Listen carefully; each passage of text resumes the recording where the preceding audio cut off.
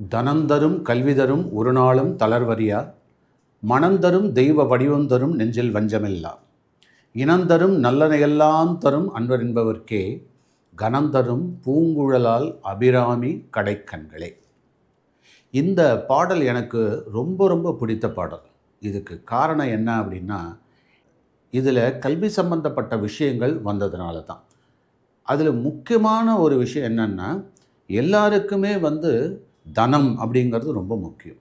பொருள் இல்லாருக்கு இவ்வுலகம் இல்லை, அருள் இல்லாருக்கு அவ்வுலகம் இல்லை என்று சொல்வார்கள். அதே போல் தனம் என்பது நமக்கு மிக மிக அவசியம்தான். அப்போது அந்த தனத்தை நாம் எப்படி பெறுவது? நல்ல வழியில் நமக்குன்னு ஒரு தொழில் எடுத்து அது மூலியமாக வரக்கூடிய அந்த செல்வம் தான் சிறந்த செல்வம். அதைவிட சிறந்த செல்வம் அப்படிங்கிறது கல்வி செல்வம் அப்படிங்கிறது ரொம்ப முக்கியமானது. அப்போது தனம் தரும், கல்வி தரும். தனம் தரும்னு சொல்கிறப்போ அதை பற்றி எதுவுமே அவர் மென்ஷன் பண்ணல அந்த புலவர். ஆனால் கல்வி தரும் ஒரு நாளும் தளர்வறியா. அப்போது கல்வி கற்கிறப்ப தான் நமக்கு அந்த கல்வியை கற்றுக்கொள்ள போது தான் நமக்கு இந்த தளர்வு என்று வந்துவிடுமோ அப்படின்னு அவர் எப்படி அட்டாச் பண்ணியிருக்காருன்னா, அதில் தளர்வறியா அப்படின்றத க்ளீனாக சொல்லியிருக்கார். அன்பான பெற்றோர்களே, தாய்மார்களே, இப்போது இந்த லெக்சர் நமக்கு எதற்கு? இதனுடைய டைட்டில் நான் ஏற்கனவே அதில் தம்ப்நெயிலில் கொடுத்துருக்குற மாதிரி, அதாவது common mistake of parents in enrolling their wards in NEET and JEE coaching. இதை நாங்கள் தான் சொல்ல முடியும். அதனால தான் என்னை போன்ற ஆட்கள் நல்லா சொல்ல முடியும், உறுதியாக சொல்ல முடியும். அப்படின்றதுனால நான் இந்த கல்வித்துறையில் பர்டிகுலராக இந்த மாதிரியான ஒரு ஸ்பெஷல் கோச்சிங்கில் கிட்டத்தட்ட ஒரு 40-45 வருஷமாக இன்வால்வ் ஆகியிருக்கிறதுனால என்னுடைய எக்ஸ்பீரியன்ஸை கலந்து உங்களுக்கு தரேன். அது ஒரு மிகச்சிறந்த ஒரு படிப்பினையை உங்களுக்கு கொடுக்கும் என்று நம்புகிறேன். ஏன்னா நானும் பேரண்ட்டாக இருந்து என்னென்ன அனுபவம் பண்ணியிருக்கேன் அப்படிங்கிறதையும் சேர்த்து தான் சொல்கிறேன். அதில் இப்போது நாம் எப்போதுமே இந்த நீட் ஜேஇஇ கோச்சிங் நம்ம தமிழ்நாட்டை பொறுத்தவரையிலும் 2 விஷயங்கள் தான் நமக்கு கண்ணில் படுது. ஒன்று இன்ஜினியரிங், இல்லாட்டினாக்கா மெடிக்கல். இப்போ எல்லாம் மெடிக்கல்னால எல்லாம் மெடிக்கல் அப்படின்னு சொல்லிட்டு இருக்கோம். ஸோ இப்போ இந்த நீட் அண்டு இன்ஜினியரிங், அதாவது ஜேஇஇ, இதுக்கு கோச்சிங், இது ஜாயின் பண்ணுறதை பற்றி ஒன்றும் தப்பு கிடையாது. எல்லோரும் எல்லா கோச்சிங்கும் எடுத்துக்கலாம், எல்லா கிளாஸஸும் போகலாம். ஆனால் இதுக்குன்னு எதுக்கு ஸ்பெஷல் கோச்சிங் நம்ம பண்ணணும் அப்படின்னா, கண்டிப்பாக பண்ணணும். சம்திங் ஸ்பெஷல்னாக்கா அதுக்கு பண்ணி தானே ஆகணும். ஒரு பர்டிகுலர் ரேங்க்குள்ளே நம்ம குழந்தைகள் வரணும் அப்படின்னா அதுக்கு தகுந்த எக்ஸ்ட்ரா எஃபர்ட் போட்டால் தானே முடியும். இதெல்லாம் நமக்கு ஸ்கூல்லையே கிடைக்கும் அப்படின்னு பார்த்தா அது கொஞ்சம் கஷ்டம்தான். ஆனால் எந்த கோச்சிங்கும் இல்லாமலும் சில ஸ்டூடெண்ட்ஸு அவங்க பிரமாதமாக செல்ஃப் ஸ்டடி பண்ணி ஸ்கூலில் உள்ள கிளாஸஸில் என்னென்ன எடுக்கிறாங்களோ அதை பேஸ் பண்ணியும் சக்ஸஸ்ஃபுல்லாக வந்திருக்காங்க. ஆனால் எல்லாரையும் ஒரே தராசில் நம்ம வைக்க முடியாது. நம்மளுடைய குழந்தைகளுடைய தராதரன், அவங்களுடைய கெப்பாசிட்டி என்ன அப்படிங்கிறதெல்லாம் நமக்கு தான் தெரியும். அப்போது நீங்கள் ஒரு விதத்தில் நல்லா சிந்திச்சு பார்த்துக்கோங்க. நான் உங்களுக்கு ஒரு சின்ன ஒரு கைட்லைன் ஒன்று கொடுக்குறேன். அதாவது 70-80% மேலே 10th ஸ்டாண்டர்டில் ஒரு ஸ்டூடெண்ட் எடுத்தாங்கன்னா அவங்கள கண்டிப்பாகவே இதுக்கு எலிஜிபிலிட்டி வந்துடுது. அதாவது நீட்டு அண்டு ஜேஇஇ எக்ஸாமினேஷனுக்காக ஸ்பெஷலாக ப்ரிப்பேர் பண்ணுறது அப்படிங்கிறது. ஆனால் ஸ்பெஷல் அப்படிங்கிறப்போ நாம் அது ஸ்பெஷலான டேல தான் உட்காந்து அது படித்து ஆகணும். அதுக்காகத்தான் நாம் சாய்டெக்கில் கூட என்ன பண்ணியிருக்கேன் அப்படின்னா, இந்த சண்டே மட்டும்தான் அதை பிடிச்சி வைக்கிறேன். அதர் டேஸில் அவங்க பாட்டுக்கு போர்டு எக்ஸாம் பேட்டர்னில், ஸ்கூல் எக்ஸாம் பேட்டர்னில், ஸ்கூல் ஒர்க்கு, ஸ்கூலில் என்ன டவுட் இருக்குது அப்படிங்கிறத பேஸ் பண்ணி மண்டே டு சாட்டர்டே வரையிலும் அவங்க ஸ்கூலில் நல்ல மார்க் எடுக்கட்டும் அப்படின்றதுக்காக பொதுவான ஒரு கல்வி அப்படின்ட்டும். பட் இந்த ஜேஇஇ நீட்டுக்கு அப்படின்னா ஒரு டீப்பர் அண்டர்ஸ்டாண்டிங் வரும், ஒரு கான்செப்ஷுவல் லேர்னிங் இருந்தால் தான் முடியும். அதில் என்னமோ ஸ்கூலில் டெஸ்ட் வைக்கிற மாதிரிலாம் நீங்கள் நினைக்கிற மாதிரிலாம் நடக்காது அது. ஸோ அதனால தான் நம்ம ஒரு 4 சண்டேயாக போட்டோம். ஒரு சண்டேயில், ஃபஸ்ட்டு சண்டேயில் மேக்ஸு, செகண்ட் சண்டேயில் ஃபிசிக்ஸ், தேர்ட் சண்டேயில் கெமிஸ்ட்ரி, ஃபோர்த் சண்டேயில் பயாலஜி. இப்போ இன்ஜினியரிங் எடுக்கிறவங்க என்ன பண்ணுவாங்க, ஃபஸ்ட்டு 3 சண்டேஸ் வந்தால் போதும். நீட் அப்படின்றவங்க செகண்ட் சண்டே, தேர்ட் சண்டே, அப்புறம் பயாலஜி சண்டேன்னு சொல்லப்படக்கூடிய அந்த ஃபோர்த் சண்டேயில் வந்தால் போதும். அப்போது 3 சண்டே உழைச்சாலே போதுமானது. அது கூட என்னென்னா ஒரு 8 to 10 hours ஒர்க் பண்ணால் போதும். அது டெடிகேஷன் அதுக்கு வேணும். புரியுதுங்களா? எண்ணி துணிக கர்மம் அப்படிங்கிறது ரொம்ப முக்கியம். இதை நீங்கள் எப்போ சிறப்பாக பண்ணலாம் அப்படின்னா, இதை 9th ஆரம்பிச்சிடலாம். But if you feel 9th ரொம்ப ஏர்லி அப்படின்னா அட்லீஸ்ட்டு 10th ஆரம்பிக்கலாம். இல்லை சார் 10th நான் வந்து போர்டு எக்ஸாமில் ஃபோக்கஸ் பண்ணணும்னு நினச்சிங்கன்னா கூட நீங்கள் என்ன பண்ணலாம், 10th சிலபஸ்லாம் கொஞ்சம் கம்மி தான், ரொம்ப ஜாஸ்தியெல்லாம் கிடையாது. ஸோ அப்படிங்கிறப்போ 10th வந்து இந்த ஹாஃப் இயர்லி லீவ்லேருந்தே ஸ்டார்ட் பண்ணி விட்டுடலாம். இல்லை சார் அதுவும் வேண்டாம் அப்படின்னாக்கா அவங்க மார்ச் மாதத்துலலாம் ஓரளவு எக்ஸாம் முடிஞ்சிடும். ஏப்ரல் 15க்கு மேலே ஃப்ரீ ஆகிடுவாங்க. அப்போது ஏப்ரல் 15லேருந்தே நீங்கள் பக்காவாக பிளான் பண்ணிடணும். அதாவது +1 ஜாயின் பண்ணுறதுக்கு முன்னாடியே நான் சொல்ல வர்றது. அப்போது +1 +2னாக்கா +1 அந்த லீவெல்லாம் போட்டுட்டு நல்லா சுற்றிட்டு அதுக்கப்புறம் நானும் நீட் கோச்சிங் ஜாயின் பண்ண போகிறது அப்படிங்கிறது அது வந்து கொஞ்சம் டிலேடு ப்ராசஸ் தான் என்னை பொறுத்தவரையிலும். ஸ்கூலில் அட்மிஷன் கிடச்சதுக்கப்புறம் பார்த்துக்கலான்னாக்கா வெட்டியாக டைமை வேஸ்ட் பண்ணிட்டு தான் இருப்பாங்க. ஸோ நீங்கள் ஒரு விஷயத்தை நல்லா ஞாபகம் வச்சுங்க. அதாவது ஒரு கோர்ஸில் ஒரு கோச்சிங்கில் ஜாயின் பண்ணோம் அப்படின்னா அதுக்குன்னு ஒரு பட்ஜெட் வச்சுக்கணும். ஃபஸ்ட்டு ஃபினான்ஷியல் பட்ஜெட் ரொம்ப முக்கியம். அதுக்கு செலவு ஆகத்தான் செய்யும். எக்ஸ்ட்ரானாக்கா எக்ஸ்ட்ரா எஃபர்ட்னா எக்ஸ்ட்ரா இதுவும் ஸ்ட்ரெயின் இருக்கத்தானே செய்யும். அதுக்கெல்லாம் நீங்கள் பட்ஜெட் போட்டு க்ளீனாக வச்சுருக்கணும். எல்லாருமே இப்போ எல்லாம் ஃப்ரீயாக யாரும் சொல்லித்தர போகிறதில்ல. ஆனால் ஃப்ரீயாகவும் இருக்குது. அதை நம்ம பசங்க சரியாக படிக்கிறது இல்லை. அது சோம்பேறித்தனம். அதனால தான் கோச் பண்ண வேண்டியதாக இருக்குது நம்ம, இல்லையா? அதுக்கு அவங்க கோச்சிங் சொல்லித்தரவங்களுக்கு அந்த இன்ஃப்ராஸ்ட்ரக்சர், அந்த நோட்ஸை பிரிண்ட் பண்ண இதுக்கான பேசிக் எக்ஸ்பென்சஸ் எல்லாம் இருக்குன்றதுக்காக அதுக்கு ஒரு மாடரேட் ஃபீஸு ரீசனபிளாக நாம் செலவு பண்ணுறதுல ஒன்றும் தப்பு கிடையாது. அப்போது நீங்கள் ஒரு ஜேஇஇ இல்லாட்டினா நீட் கோச்சிங் செலக்ட் பண்ணணுன்னா ஃபஸ்ட்டு நீங்கள் ஃபேக்கல்ட்டியை பேஸ் பண்ணி முடிவு பண்ணுங்கள். நேராக அந்த இன்ஸ்டிடியூட் போங்க. அங்கே என்ன ஃபேக்கல்ட்டி இருக்காங்கன்றதை பாருங்கள். அது நல்லா நடத்தக்கூடியவங்க, நல்ல செல்வாக்காக இருக்கக்கூடியவங்களா, அதை செல்வாக்குன்னா அவங்க வந்து சப்ஜெக்டில் நல்லா ஸ்ட்ராங்காக இருக்காங்களா, ஸோ அவங்கள பற்றி மற்ற ஸ்டூடெண்ட்ஸ் என்ன சொல்கிறாங்கன்றதை சும்மா ஒரு 2-3 பேர்கிட்ட ஒப்பீனியன் கேட்டால் ஆளாளுக்கு ஒன்று சொல்லிட்டு இருப்பாங்க. ஆனால் நீங்கள் நேரடியாக அவர்கிட்ட பார்த்து பேசினீங்கனாலே உங்களுக்கு அந்த சப்ஜெக்ட் நாலேஜ் என்னன்றது புரிஞ்சிடும். அப்போது அது மூலியமாக, அதாவது ஃபேக்கல்ட்டியை பேஸ் பண்ணி நீங்கள் வந்து இந்த நீட் கோச்சிங் அண்ட் ஜேஇ கோச்சிங்கிறத நீங்கள் டிசைட் பண்ண வேண்டியது ரொம்ப முக்கியம். நீங்கள் ஆக்சுவலாக வந்து பார்த்தீங்க அப்படின்னா சில வீட்டில் பேரண்ட்டே வந்து நல்லா சொல்லித்தரக்கூடியவங்க இருக்காங்க. ஆனால் என்னென்னா நம்ம பசங்க அவங்கள்ட்ட சிஸ்டமேட்டிக்காக கேட்டுக்க மாட்டாங்க. ஸோ அதனால தான் நம்ம வெளியில் போக வேண்டியதாக இருக்குது. It's okay. அந்த மாதிரி அப்படி வெளியில் போகிறச்ச நீங்கள் ஒரு முக்கியமான ஒரு விஷயம் என்னென்னா, பெரிய பிராண்டட் இன்ஸ்டிடியூட்டுன்னு போனீங்கன்னா அது நீங்கள் ஓவராக எதிர்பார்த்தீங்கன்னா ஏமாற்றம் தான் மிஞ்சும். அதுக்காக நான் எல்லா பிராண்டட் இன்ஸ்டியூட்டும் அப்படி அப்படின்றதுக்கெல்லாம் சொல்ல வரல. எதுக்காக சொல்ல வரேன்னா, பிராண்டட் இன்ஸ்டியூட் இருக்கலாம், அதில் வர ஃபேக்கல்ட்டி, அதை நடத்துகிறவர், அதில் கன்சிஸ்டண்ட்டாக அவங்க இருக்காங்களா, மாறாமல் இருக்காங்களா, அது ரொம்ப முக்கியம். இன்றைக்கி உங்களுக்கு branded institute, even branded school கூட போகிறீங்க, அதை சில இடத்துல கெமிஸ்ட்ரி ஃபேக்கல்ட்டி இல்லை, மேக்ஸ் ஃபேக்கல்ட்டி இல்லை, அப்படியெல்லாம் சொல்லிட்டு இருக்காங்க. அது கேட்டால் நமக்கே வருத்தமாக தான் இருக்குது. பட் இருந்தாலும் உங்களுக்கு அருகாமையில் உள்ள நல்லா படித்தவங்க அவங்கள்ட்ட நீங்கள் தான் என்கரேஜ் பண்ணணும். நீங்கள் பேசி அவங்கள ஆக்சுவலாக இப்போ நான்லாம் வந்து இதில் வர வேண்டிய அவசியமே கிடையாது. ஆனால் எங்கள் வீட்டில் குடியிருக்கிறவங்க வந்து என் பொண்ணுக்கு கிளாஸ் எடுக்கலையா சார், நீங்கள் தான் இவ்வளோ படிச்சிருக்கீங்களே அப்படின்னு சொல்லி அப்படி ஆரம்பித்தது தான் இப்போ இந்த அளவுக்கு நம்ம வளர்ந்துட்டு கிட்டத்தட்ட 40-45 வருஷமாக இதை பக்காவாக பண்ணிகிட்டு இருக்கோம். கிட்டத்தட்ட எவ்ரி இயர் 20-30 ஸ்டூடெண்ட்ஸு இங்கேருந்து போயிட்டு இருக்காங்க. எல்லாருமே வந்து அவங்களுக்கு ஒரு கேட்வே இங்கே அமைஞ்சிருது. இந்த ப்ரொஃபஷனோட சாய்டெக் வந்தால் இந்த ப்ரொஃபஷன் எனக்கு கிடைக்கும்னு நம்பி வராங்க. அதுக்கு தகுந்த மாதிரி சக்ஸஸ்ஃபுல்லாக போகிறாங்க. சில பேருக்கு கிடைக்கிறது இல்லை. காரணம் என்னென்னா, சரியாக கோஆப்ரேட் பண்ணுறதில்ல. ஏன்னா எஃபர்ட் எவ்வளோ போடுறோமோ அதுதான் ரொம்ப முக்கியம். அதுக்கு தகுந்த பெனிஃபிட் தான் நமக்கு கிடைக்கும். அதனால் எஃபர்ட் ரொம்ப முக்கியம். ஸோ ஸ்டூடெண்ட்ஸும் சின்சியராக இருக்கணும். Parent should have unshaken faith on the teachers. அது ரொம்ப ரொம்ப முக்கியம். சரிங்களா? ரைட். இப்போது நான் பாயிண்ட்டுக்கு வரேன். இதில் கிட்டத்தட்ட ஒரு 25 பாயிண்ட்ஸ் நான் லிஸ்ட் அவுட் பண்ணேன். சும்மா ஜஸ்ட் அப்படி எழுதி பார்த்தேன் போர்டில். என்னடானா அப்படி 10 பாயிண்டில் நிப்பாட்டலாம் பார்த்தா 25 பாயிண்ட் வந்துடுச்சு. இருந்தாலும் இதை சுருக்கமாக எவ்வளோ குயிக்காக முடிக்க முடியுன்றதை நான் சொல்லிடுறேன். ஃபஸ்ட் ஆஃப் ஆல் இது நல்லா கவனிங்க.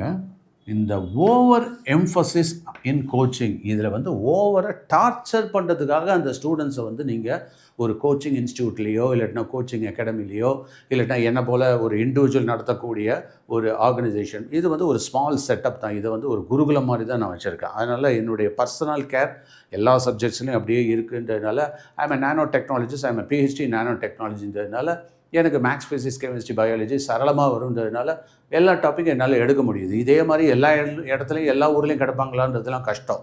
இருந்தாலும் பீப்புள் பிலீவ் மீ, அதுக்கு தகுந்த மாதிரி என்னை நம்பி நிறைய பேர் இன்ஜினியர்ஸ் உருவாக்கியிருக்கேன், டாக்டர்ஸ் உருவாக்கியிருக்கேன், அதே மாதிரி ஆர்கிடெக்ட்ஸ் உருவாக்கியிருக்கேன். எல்லாமே இங்கேருந்து செல்வாக்கோடு போயிருக்காங்க. ஓகேயா? ரைட். இப்போது இந்த எம்ஃபசிஸ் நீங்கள் கொடுக்கறது அவனுக்கு, இந்த கோச்சிங் அவனுக்கு முதல்ல இன்ட்ரெஸ்ட் இருக்கான்னு பாருங்கள். அதனால் கோச்சிங் இன்ஸ்டியூட்டில் எந்த கோச்சிங்காக இருந்தாலும் சரி, நீங்கள் அந்த கோச்சிங் நடத்துகிறவங்க அவங்க அகடமிஷியனாக இருக்கணும். சும்மா தட் இஸ் ஒரு கவுன்சிலிங் அப்படின்னு சொல்லிட்டு சம்மந்தமே இல்லாமல் படிச்சுட்டு வராங்கல்ல, அந்த மாதிரி ஆட்கள்கிட்டலாம் இருக்கக்கூடாது. ஸோ அந்த ஃபோக்கஸில் அந்த கோர் சப்ஜெக்டில் எக்ஸ்பர்ட்டாக உள்ளவங்கள்ட்ட, பர்டிகுலராக ஃபேக்கல்ட்டிகிட்ட நீங்கள் கவுன்சிலிங் எடுத்துக்கணும் ஃபஸ்ட்டு. ஸோ ஒன்ஸ் இப்போ நான்லாம் பார்த்தீங்கன்னா என்னோடய ஸ்டூடெண்ட்டை எடுக்கிறப்போ சும்மாலாம் ஜஸ்ட் லைக் தட்லாம் அட்மிஷன்லாம் கொடுத்துட மாட்டேன். சம்டைம்ஸ் அடுத்த நாள் வாங்க, அவங்களுக்கு முதல்ல பேஷன்ஸ் இருக்கான்றது நான் செக் பண்ணி பார்ப்பேன். வித் ஆல் தட் அவங்க கேள்விப்பட்டு வரவங்களை தான் நான் எடுக்கிறது. ரெஃபரன்ஸ் இல்லாமல் நான் யாரையுமே எடுக்கிறதே இல்லை. எனக்கு ஒரு சின்ன வருத்தம் என்னென்னா, நம்ம ஃபில்டர் பண்ணி அப்படி எடுத்து அந்த ஸ்டூடெண்ட்ஸே கன்சிஸ்டண்ட்டாக இருக்க மாட்டேங்கிறாங்க. ஒரு 2 மாதம் இருக்காங்க, அதுக்கப்புறம் 3ஆம் மாதம் ஆளே காணா போயிடுறான். காரணம் கேட்டால் என்னன்னாக்கா, அவன் ஃப்ரெண்டு மூலியமாக எனக்கு இன்ஃபர்மேஷன் கொடுப்பாங்க. என்னென்னா, எங்கள் வீட்டில் வேணான்னு சொல்லிட்டாங்க. ஏன் வேணான்னு சொன்னான்னாக்கா, இவன் ஸ்கூலில் மார்க்கு கம்மியாக இருக்கும். உடனே அது ஏதாவது சொல்லுவான். அதாவது இந்த வேலிக்கு ஓனான் சாட்சிம்பாங்க, இல்லை ரோடு கோணலாக இருக்குது, ஆட தெரியாதவன் சொல்லிட்டு இருப்பான். ஸோ அந்த மாதிரி எதையாவது ஒன்று அவங்கள ஸ்டூடெண்ட்டை வந்து நீங்கள் ப்ரெஷரைஸ் பண்ணிங்கன்னா, நம்ம எதை சொல்லி தப்பிச்சுக்கலாம், அந்த எஸ்கேப் ரூட் தான் பார்ப்பாங்க. நான் வந்து சாய் டெக் வேறு போகிறேன்னா, அதனால் எனக்கு வந்து ஸ்கூல்லையும் டார்ச்சர் பண்ணுறாங்க, சாய் டெக்லேயும் சார் படின்றாரு, அவர் டெஸ்ட் வைக்கிறாரு, அதனால் எனக்கு வந்து பண்ண முடியலன்னு சொல்லிட்டு அவங்க சால்ஜாப் சொல்லி தப்பிச்சுப்பாங்க. ஒன்று நல்லா ஞாபகம் வச்சுங்க. அதாவது ஊரில் ஒரு பழமொழி சொல்லுவாங்க இல்லையா, நம்ம கோச்சுக்கிட்டு குளத்து மேலே கோச்சுக்கிட்டு கால் கழுவாமல் போனோன்னா, ஒரு ஜென்டலாக சொல்கிறேன், கால் கழுவாமல் போனாக்கா நமக்கு தான் அசிங்கம், நமக்கு தான் கஷ்டம். அதனால் யார் மேலே கோபதாபங்கள்லாம் இதெல்லாம் இருக்கக்கூடாது. கோச்சிங்கில் கோச்சிக்கக்கூடாது. சரியா? கோச்சிங்கில் கோச்சிக்கக்கூடாது. யாரையும் கோச்சிக்கக்கூடாது. நமக்கு என்ன தகுதி இருக்குது, என்ன திறமை இருக்குது, திறமை உள்ள ஆள்கிட்ட தான் நம்ம போகிறோமா, ஃபஸ்ட்டு அதை நல்லா அனலைஸ் பண்ணிட்டு அதுக்கப்புறம் ஜாயின் பண்ணுங்கள். ஜாயின் பண்ணதுக்கப்புறம் அந்த அறகுறைய பாதியில் போகிறது, பாதியில் நிப்பாட்டிக்கிறது, அது வந்து என்னன்னா எல்லாரையும் அசிங்கப்படுத்தும். அது நீங்கள் நல்லா தெரிஞ்சுக்கணும். அதுக்காக தான் இந்த இதுவே இப்போ என்கிட்டேருந்து சில பேர் போயிருக்காங்கன்ற வருத்தமாக எனக்கு உண்டு. காரணம் என்னென்னா, ஏதாவது ஒரு மொக்க காரணம் சம்மந்தமே இல்லாமல் அந்த மந்த்லி டெஸ்ட்டில் ஃபெயில் ஆகிட்டா, அதில் ஃபெயில் ஆகிட்டா, நான் 2 மாதம் அனுப்பிச்சும் பிரயோஜனம் இல்லை, அப்படியெல்லாம் அவங்களா கற்பனை பண்ணிப்பாங்க. சில பேருக்கு ஃபினான்ஷியலாக பிளான் பண்ண தெரியாது. அட்ஜெக்ட் ஆகும், எவ்ரி மந்த் இவ்வளோ செலவாகும், நம்ம 1 இயருக்கு 2 வருஷத்துக்கு இவ்வளோ வச்சுக்கணும், அதுக்கப்புறம் நம்ம இன்ஜினியரிங் எஜுகேஷன், மெடிக்கல் எஜுகேஷன், அதுக்கு செலவு, இதுக்கெல்லாம் பட்ஜெட்டே எதுவுமே இல்லாமல், ஸ்காலர்ஷிப் பற்றி எதுவும் தெரிஞ்சுக்காமல், எஜுகேஷன் லோன் அதுவும் அவுட் ஸ்போக்கனாக இருக்கிறது இல்லை, எதுவுமே தெரியாமல் எல்லாம் சொல்கிறாங்களேன்னு வந்து நீங்கள் ஜாயின் பண்ணிங்கன்னா, அந்த மாதிரியான ஒரு கோச்சிங் போகிறத விட பேசாமல் சாதாரணமாக படிச்சுட்டு போயிட்டே இருக்கலாம். ஓகேயா? ஸோ அதனால் ஒரு இடத்துல கோச்சிங்னு ஜாயின் பண்ணால், அதாவது there are 3 kinds of person. ஒருத்தன் வந்து என்னென்னா அனாரம்பா அப்படின்னா ஆரம்பிக்கவே மாட்டான், எதை எடுத்தாலும் குறை சொல்லிட்டே இருப்பான், பெசிமிஸ்டிக். அவனை விட்டுருங்க, அதை பற்றி நம்ம சமுதாயத்திலையும் சேர்க்க முடியாது. ஆனால் சில பேர் ஆரம்ப சூறா. இந்த ஆரம்ப சூறா ஆரம்பத்தில் பயங்கரமாக வருவாங்க, 1 மாதம் 2 மாதம் சும்மா அட்டகாசமாக இருக்கும். பேரண்ட் கூட சொல்லுவாங்க, சார் நான் உங்களை தேடி எங்கேயோ கண்டுபிடிச்சி சார் இப்போ தான் சார் சேவ்னு 12th ஸ்டாண்டர்டில் தான் அவங்களுக்கு வந்து அவேர்னஸே வரும். அது வரையில் ஆற போட்டுருவாங்க. அவன் 11 வருஷமாக நல்லா ரெஸ்ட் ஆகி போய் கிடப்பான். 12வது வருஷத்தில் திடீர்னு என்கிட்ட ஜாயின் பண்ணிவிட்டு 2 மாதத்தில் அவன் பெரிய இன்ஜினியர், டாக்டர்னால் எப்படி உருவாக்க முடியும்? அதனால் என்னென்னா, அந்த அனாரம்பா கேஸ் எல்லாம் இப்படி தான் இருக்கும். இதில் என்னென்னா, அனாரம்பா அது வேறு. ஆரம்ப சூரன்னா ஆரம்பத்தில் ஆரம்பிச்சுட்டு சூரத்தனமாக பாதியில் விட்டுட்டு போகிற ஜனங்க தான் ஜாஸ்தி. எல்லா இடத்துலையும் நம்ம பார்த்துருக்கோம். அது அந்த மாதிரி குரூப்பில் நீங்கள் இருக்கக்கூடாதுங்கிறது என்னுடைய தாழ்வான வேண்டுகோள். அதுக்கு அடுத்தது சூரன்னா இவன் என்ன பண்ணுவான், 3வது வருவான், போவான், படிப்பான், கிளியர் பண்ணுவான், போயிட்டே இருப்பான். அந்த மாதிரி ஸ்டூடெண்ட்டு இந்த இன்ஸ்டிடியூட்டுக்கும் பெருமை கொடுப்பாங்க, பேரண்ட்டுக்கும் பெருமை சேர்ப்பாங்க, தனக்கும் பெருமை சேர்த்துப்பாங்க. நான் அந்த மாதிரியான ஸ்டூடெண்ட்டை தான் விரும்புகிறேன். அந்த மாதிரி இருப்பாங்கன்னு நம்பி தான் அந்த மாதிரியான ஸ்டூடெண்ட்டை நான் செலக்ட் பண்ணுறேன். அடுத்தது என்னென்னா, இந்த பேரண்ட், அதாவது ஏன் வந்து இந்த ஸ்டூடெண்ட்ஸ் வந்து பாதியில் நிற்கிறாங்க, இல்லைன்னா அந்த பேரண்ட்ஸு திடீர்னு சாட்டிஸ்ஃபேக்ஷன் இல்லாமல் அப்படியே விட்டுட்டு போகிறது. அதாவது இந்த அதனால தான் பிராண்டட் இன்ஸ்டியூட்ஸ் எல்லாம் என்ன பண்ணிடுறாங்கனாக்கா, ஒட்டு மொத்தமாக ஃபீஸை வாங்கிடுறாங்க. நாங்கள் அந்த மாதிரிலாம் பண்ணுறதே இல்லை. நீ 1 மாதம் இரு, 2 மாதம் இரு, நல்லா புரிஞ்சுக்கிட்டியா, நல்லா வந்ததா, அதுக்கப்புறம் கண்டினியூ பண்ணி போயிட்டே இரு. அதுதான் ரொம்ப முக்கியம். அதனால் மந்த்லி பேசிஸ்லாம் அவங்களுக்கும் கொஞ்சம் எஃபர்ட்லெஸ்ஸாக இருக்கும், க்ளீனாக இருக்கும், ஒரு பேர்டன் இல்லாமல் இருக்கும் அப்படிங்கிறது தான் அது பிளான். சில இன்ஸ்டியூட் நான்லாம் பார்த்துருக்கேன். என்னென்னா எக்கச்சக்கமாக 1,50,000 2 லட்சம் கட்டிட்டு பணத்தை வாங்கவும் முடியாமல் அது கேவலமாக இருக்கும். அது 2 பேரும் பண்ணுற அசிங்கம் அது. ஸோ அந்த மாதிரி அவாய்ட் பண்ணுங்கள். அந்த மாதிரியான கோச்சிங் இன்ஸ்டியூட்ஸும் அவாய்ட் பண்ணிவிடுங்க. நீங்கள் ஒரு சாம்பிளுக்காக நான் என்னுடைய கவுன்சிலிங்லேயே என்ன பண்ணுவேன், நான் ஒரு சாம்பிள் கிளாஸ் மாதிரியே எடுப்பேன் அவங்களுக்கு. எடுக்கிறப்ப அப்போயே புரிஞ்சுக்கணும் இதுதான் அப்படிங்கிறத. அதுக்கப்புறம் நம்ம போடுற எஃபர்ட்டுங்கிறது தானே முக்கியம். என்ன தான் நம்ம ஆம்பியன்ஸ் கொடுத்தாலும் பையன் எஃபர்ட்டுங்கிறது ரொம்ப இம்பார்ட்டண்ட்டாக போடணும். ஸோ பொண்ணுங்களும் சேர்த்து தான் நான் சொல்கிறேன்.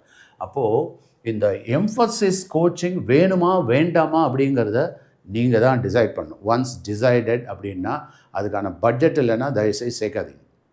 ஸ்கூல் கோச்சிங் போதும், அவனால் என்ன படிக்க முடியுதோ அதோடு திருப்திப்பட்டு போயிட்டே இருங்க. நீங்கள் சாதிக்க முடியாதெல்லாம் உங்கள் பையன் உங்கள் பொண்ணு மேலே திணிச்சு அதை சாதிக்கணும்னு நினச்சா அது உங்களுடைய வீக்னஸ். நல்லா ஞாபகம் வச்சுங்க. ஸோ அவனுக்கு என்ன திறமை இருக்கோ அதை பேஸ் பண்ணி தான் அதுக்கான ஆம்பியன்ஸ், அதுக்கான இன்ஃப்ராஸ்ட்ரக்சர் தான் நம்ம கொடுக்கணும். Because environment make up man. Try to understand this. Next, so நான் சொல்லிட்டேன், இந்த கோச்சிங் தேவைப்பட்டவங்க தான் போகணும், எல்லாரும் வரணுன்றது அவசியம் கிடையாது. அடுத்தது செகண்டு, இக்னோரிங் சைல்ட்ஸ் இன்ட்ரெஸ்ட். நீங்கள் ஃபோர்ஸ் பண்ணாதீங்க குழந்தைங்கள. அதனால தான் நான் இப்போ எனக்கு வந்து கோச்சிங் வேணும் அப்படின்னு எந்த ஸ்டூடெண்ட்டும் பேரண்ட்டு இல்லாமல் வந்தாங்கன்னா, இல்லாட்டினா பேரண்ட்டு ஸ்டூடெண்ட் இல்லாமல் வந்தாங்கன்னா, நீங்கள் 2 பேரும் சேர்ந்து வாங்க, நான் ஃப்ரீயாக இருக்கிற டயத்துலன்னு சொல்லி அனுப்பிச்சிடுவேன். அதுக்கப்புறம் அவங்க இன்னார் இவ்வளோ தான் அவங்களுக்கு ஸ்டார்டிங் லெவலில் இருக்காங்கன்றதை தெளிவுபட சொல்லிவிடுவேன். போர்ட்லேயே எழுத வச்சுருவேன். என் ஸ்டூடெண்ட்ஸ் எல்லாருமே போர்டில் தான் அவங்க எழுதுவாங்க. அப்போ தான் அவங்களுடைய தெரியாதெல்லாம் எல்லாருக்கும் தெரியும். சரியா? அடுத்தது, அவங்களோட இன்ட்ரெஸ்ட்டுக்கு அகெயின்ஸ்டாக நீங்கள் போகவே போகாதீங்க. சைல்டோட இன்ட்ரெஸ்ட் என்ன அப்படிங்கிறத நீங்கள் புரிஞ்சுக்கணும். அதுக்கு தகுந்த மாதிரியான கோச்சிங் தான் நம்ம கொடுக்கணும். சப்போஸ் ஒரு ஸ்டூடெண்ட் வந்து எனக்கு வந்து ஆர்டிஸ்டிக்காக நான் வந்து பண்ணுறேன் அப்படின்னா டிசைன் ஓரியன்ட் கோர்ஸ் அவங்களுக்கு சூப்பராக இருக்கும். சரிங்களா? சில இது நல்ல மெமரி பண்ணக்கூடியது, எனக்கு வந்து பயாலஜிக்கலாக இன்ட்ரெஸ்ட் இருக்குன்னாக்கா ஓகே, நீட் உனக்கு சௌரியமாக இருக்கும். சில இது மேக்ஸ் நான் வச்சு செய்வேன், எனக்கு மேக்ஸ் ரொம்ப பிடிக்கும்னாக்கா அப்போ இன்ஜினியரிங் ஓரியன்டாக அவன் டெக்னிக்கலாக போகிறது நல்லது. இப்படி தான் நம்ம செலக்ட் பண்ணணும். சரிங்களா? அடுத்தது 3வது, லேக் ஆஃப் பேலன்ஸு. ஜாயின் பண்ணதுக்கப்புறம் எனக்கு குவார்ட்டர்லியில் ஃபெயிலு, ஹாஃப் இயர்லியில் ஃபெயிலு, அதில் ஃபெயிலு, இதில் ஃபெயிலு. இது ஸ்டூடெண்ட்ஸுக்கும் சேர்த்து தான் சொல்கிறேன். அந்த பேலன்ஸ் இல்லைன்னா வாழ்க்கையில் நம்ம எதையுமே சாதிக்க முடியாது. சரிங்களா? ஸோ அதனால் we should have some balance. எனக்குன்னு படிக்கிறதுக்காக எனக்கு ஒரு கோச்சிங், எனக்கு ஒரு மென்டார் தேவைப்படுது அப்படிங்கிறதுல ஸ்ட்ராங் பிலீஃப் உள்ளவன் மட்டும் கோச்சிங்க்கு வாங்க, இல்லைன்னா வராதிங்க, தயவுசெய்து வராதிங்க. இடையில இந்த வந்து போகிற குரூப்புக்காகலாம் சாய்டெக் கிடையாது. இது நல்லா ஞாபகம் வச்சுக்க. திருப்பி நான் அதை தான் சொல்லிகிட்டு இருக்கேன். இதுவே யாருக்காகன்னா அந்த மாதிரியான டெம்பரமெண்ட் எந்த பேரண்ட்டுக்காக இருந்ததுன்னா அவங்களுக்கான லெக்சர் தான் இது என்னுடைய சாய்டெக் ஸ்டூடெண்ட்ஸ். இது மாதிரி எத்தனையோ இன்ஸ்டியூட்ஸ் இருக்குது. அந்த இன்ஸ்டியூட் சார்பாகவும் எத்தனையோ டீச்சர்ஸ் இருக்காங்க. அந்த டீச்சர்ஸை சார்பாகவும் தான் நான் இதை பேசிகிட்டு இருக்கேன். சரிங்களா? ரைட்.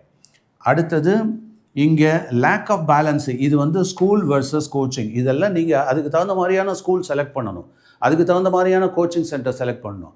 டிஸ்டன்ஸ் முக்கியம், டைம் முக்கியம், இது எல்லாமே சேர்த்து தான் பண்ணணும். ஸோ இதுக்கெல்லாம் தொந்தரவு வரக்கூடாது அப்படின்னு சொல்லிட்டு நம்மளை கம்ஃபர்டபுளான டைமில் நம்ம செட் பண்ணி வச்சுருப்போம். சரிங்களா?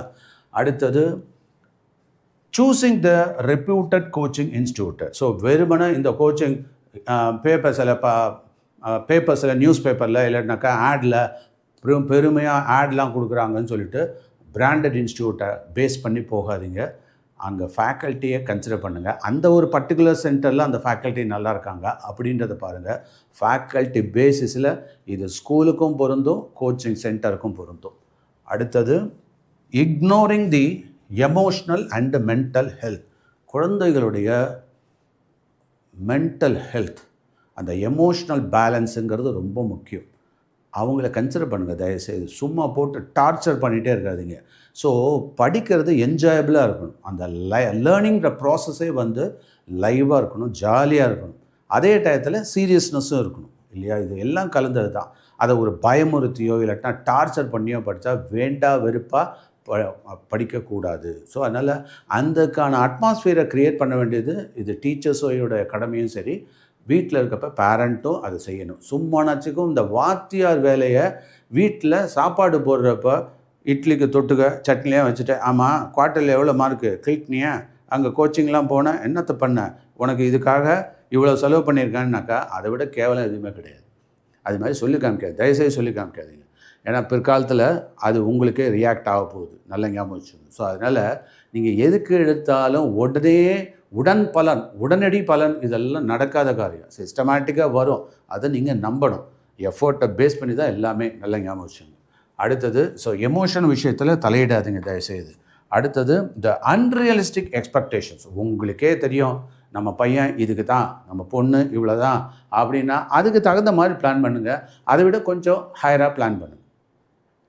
அதை விட்டுட்டு தகுதியே இல்லாமல் நம்ம எதையாவது பண்ணிகிட்டு இருந்தோம்னா அது எல்லாத்துக்கும் வேஸ்ட் ஆஃப் டைம் தான். அதனால் இந்த அன்ரியலிஸ்டிக் எக்ஸ்பெக்டேஷன்ஸ்லாம் வச்சுக்காதீங்க. அடுத்தது, மைக்ரோ மேனேஜிங் த ஸ்டடி ப்ரோக்ரஸை நீங்கள் என்ன பண்ணணுன்னாக்கா மைக்ரோ மேனேஜ்மெண்ட் பண்ணணும். அதனால தான் நாங்கள் இங்கே என்ன பண்ணியிருக்கோம்னா ஒர்க் ஷீட் மெத்தடில் போயிட்டு இருக்கோம். அதாவது ஒரு யூனிட்டு, இப்போ ஒரு சப்ஜெக்ட்னால் ஒரு 10-15 யூனிட் இருக்குன்னாக்கா, 10-15 சாப்டர் இருக்குன்னாக்கா, ஒவ்வொரு சாப்டர்லேயும் ஒர்க் ஷீட் மாதிரி கொடுத்து, அது ஒவ்வொரு சாப்டர்லேயும் பார்த்திங்கன்னா ஒரு 10-15 ஒர்க் ஷீட் மாதிரி கொடுத்து நாங்கள் பண்ண வைக்கிறோம். எவ்ரி டைம் இந்த ஒர்க் ஷீட்டுக்கு நிறைய இம்பார்ட்டன்ஸ் கொடுக்குறோம், ஃப்ளாஷ் கார்டுக்கு இம்பார்ட்டன்ஸ் கொடுக்குறோம், அப்புறம் சம்மரி ஃபுல்லாக ஸ்கெட்ச் நோட் சம்மரி அப்படிங்கிறதுக்கு நாங்கள் பயங்கர இம்பார்ட்டன்ஸ் கொடுக்குறோம். அதுக்கப்புறம் சாப்டர் வைஸ் டெஸ்ட்டு, அது சென்டம் சைக்கிளிக் யூனிட் டெஸ்ட்டுன்னு வைக்கிறோம். அது கூட என்னென்னா 3 லெவலில் பிரித்து வைக்கிறோம், லெவல் 1, லெவல் 2, லெவல் 3. இவங்களுக்கு என்ன சொல்கிறோம்னாக்கா, இந்த முதல்ல நீ ஃப்ளாஷ் கார்டு முடிக்கணும், ஸ்கெட்ச் நோட்டை முடிச்சிடு, ஒர்க் ஷீட்டை முடிச்சிடு, அதுக்கப்புறம் இந்த சாப்டரில் நீ உனக்காக அந்த இது வந்துடும், கான்ஃபிடன்ஸ் வந்துடும். அப்போ நீ chapter wise board exam repeated questions இல்லைனாக்கா multiple choice questions for NEET and JEE. இப்போ நான் அந்த போர்டு அண்ட் நீட் ரெண்டுத்து சேர்த்து தான் சொல்கிறேன். ஸோ அது அவங்களுக்கு ரொம்ப யூஸ்ஃபுல்லாக இருக்கும். அது கிளியர் பண்ணணும் அவங்க. ஸோ அப்படிங்கிறப்போ லெவல் 1ல் அவனால் டஃப்பாக தான் இருக்கும். ஸோ ஒரு 100 மார்க் வச்சோம்னா 30 மார்க் எடுக்கிறான்னா அவனை டார்ச்சர் பண்ணக்கூடாது. அவனை என்ன பண்ணணும், லெவல் 2 நாங்கள் என்ன கொடுக்குறோம், அதுக்கான சொல்யூஷன் கொடுத்துட்றோம். அதை லெவல் 2 அப்படின்னு சொல்கிறோம். அந்த லெவல் 2ல் சொல்யூஷன் கிடச்சதுக்கப்புறம் பார்த்தீங்கன்னா அந்த மிச்சம் 70 மார்க் அவன் எடுக்கிறானான்றதை பார்க்குறோம். மிச்சம் 70க்கு தான் நாங்கள் எழுத சொல்கிறோம். அப்படியும் முடியலன்னா லெவல் 3ன்னு ஒரு இது கொடுக்குறோம். அப்போ நிச்சயமாக அவன் ஒரு 50 மார்க் எடுத்துருப்பான், மறுபடியும் 30 மார்க் லாஸ் பண்ணியிருந்தாருனாக்கா அதை எழுத வச்சுருவோம். மிச்சம் 20 மார்க்கோ 30 மார்க்கோ வந்ததுனாக்கா அப்போ லெவல் 3க்குள்ளே அவன் சென்டம் எடுத்தாகணும். அப்போ எவ்ரி சாப்டரில் அவன் சென்டம் எடுத்தாகணுன்றதில் உறுதியாக இருப்போம் நாங்கள். ஸோ அப்போ அதை தான் நாங்கள் என்ன சொல்கிறோன்னா சென்டம் சைக்கிளிக் யூனிட் டெஸ்ட்டுன்னு சொல்கிறோம். இதெல்லாம் ஒவ்வொன்றா கிளியர் பண்ணாங்கன்னாக்கா கண்டிப்பாகவே அவங்க சக்ஸஸ்ஃபுல்லாக வர முடியும். அடுத்தது, இந்த ப்ராக்ரஸை இவங்க விட்டுறாங்க. நிறைய பேரண்ட்ஸ் என்ன பண்ணுறாங்க, இங்கே உள்ள ஒர்க் ஷீட் பண்ணுறாங்களான்றதை பார்க்குறதே கிடையாது. அத்தனை ஃபைல் 3 ஃபைல் 4 ஃபைல் ஒவ்வொருத்தருக்கும் கொடுத்துருக்கோம். அதை திறந்து பார்த்தாங்களான்னு கூட கிடையாது. இந்த ஸ்டூடெண்ட்ஸும் அதை பற்றி பேசுறது கூட நேரம் இல்லைன்ற மாதிரி பண்ணிட்டோம். அதனால தான் இப்போ நான் ஒரு பிளான் பண்ணியிருக்கேன். பேசாமல் இவங்க பண்ணுற அந்த ஒர்க் ஷீட்ஸு எல்லாத்தையும் கலெக்ட் பண்ணி நேராக கூரியரில் எவ்ரி மந்த்து டெலிவரி பண்ணிடலாமான்னு பார்க்குறேன். எவ்ரி மந்த் அது வந்ததுக்கப்புறம் என்கிட்ட நீங்கள் டிஸ்கஸ் பண்ணுங்கள். அதுக்கப்புறம் உங்கள் மந்த்லி பேமெண்ட்டை பண்ணுங்கள், இல்லையா? ஸோ இல்லை, அப்போ தான் ஒரு இடத்துல நம்ம பணம் பே பண்ணுறோன்னா அதுக்கு யூஸ் இருக்கா, வேல்யூ ஃபார் மணி நீங்கள் பாருங்கள். இல்லைன்னா தண்டத்தனமாக வேஸ்ட் பண்ணாதீங்க மணியை. ஆனால் ஒன்ஸ் டிசைடட்னா எவ்ரி மந்த்து அதை நம்ம ஆடிட் பண்ண வேண்டியது இங்கே ரொம்ப முக்கியமானது. நான் ஜென்ரலாக பேரண்ட் மீட்டிங் இதெல்லாம் ஆடிட்லாம் வச்சா பேரண்ட்டு வரதே கிடையாது. அதனால தான் நானும் பார்த்தேன், எதுக்கு நம்ம டைமை வேஸ்ட் பண்ணிருப்பானேன்னு சொல்லிட்டு விட்டேன். ஸோ வேணுங்கிற பேரண்ட்டு மார்னிங்கில் டிஸ்கஸ் பண்ணிக்கங்கன்னு சொல்லிட்டு. ஸோ அதனால் பணத்தை கட்டிட்டா எல்லாமே தானாக வந்துடும் நினைக்கிறது தப்பு. சில பேரண்ட்டுக்கு அந்த பிரச்சனை இருக்குது. அவங்க பர்சனலாக கேட்டால் தான், கேளுங்கள் தரப்படும், தட்டுங்கள் திறக்கப்படும். இது நீங்கள் நல்லா உணரணும். அதனால் நான் மார்னிங் ஹவர்ஸில் கொஞ்சம் ஃப்ரீயாக இருப்பேன். பர்சனலாக அவங்க ஃபைல்ஸை அதுக்காக தான் இப்போ சாய்டெக் பேக் எல்லாம் கொடுத்துருக்கோம். அதுலேயே எல்லா ஃபைல்ஸும் வச்சுருக்கோம். அந்த பேக்கை அப்படியே தூக்கிட்டு வந்துடுங்க, என்னன்றதை இங்கே டிஸ்கஸ் பண்ணிக்கோங்க. இதை விட்டுட்டு ஸ்கூலில் ஓப்பன் டெஸ்ட் என்றைக்காக கூப்பிட்டாங்கன்னு போயிட்டு அவங்க ஸ்கூலில் என்ன பண்ணுவேன், நான் என்னுடைய ஸ்டூடெண்ட்ஸை என்றைக்கு குறையே சொல்கிறதே கிடையாது.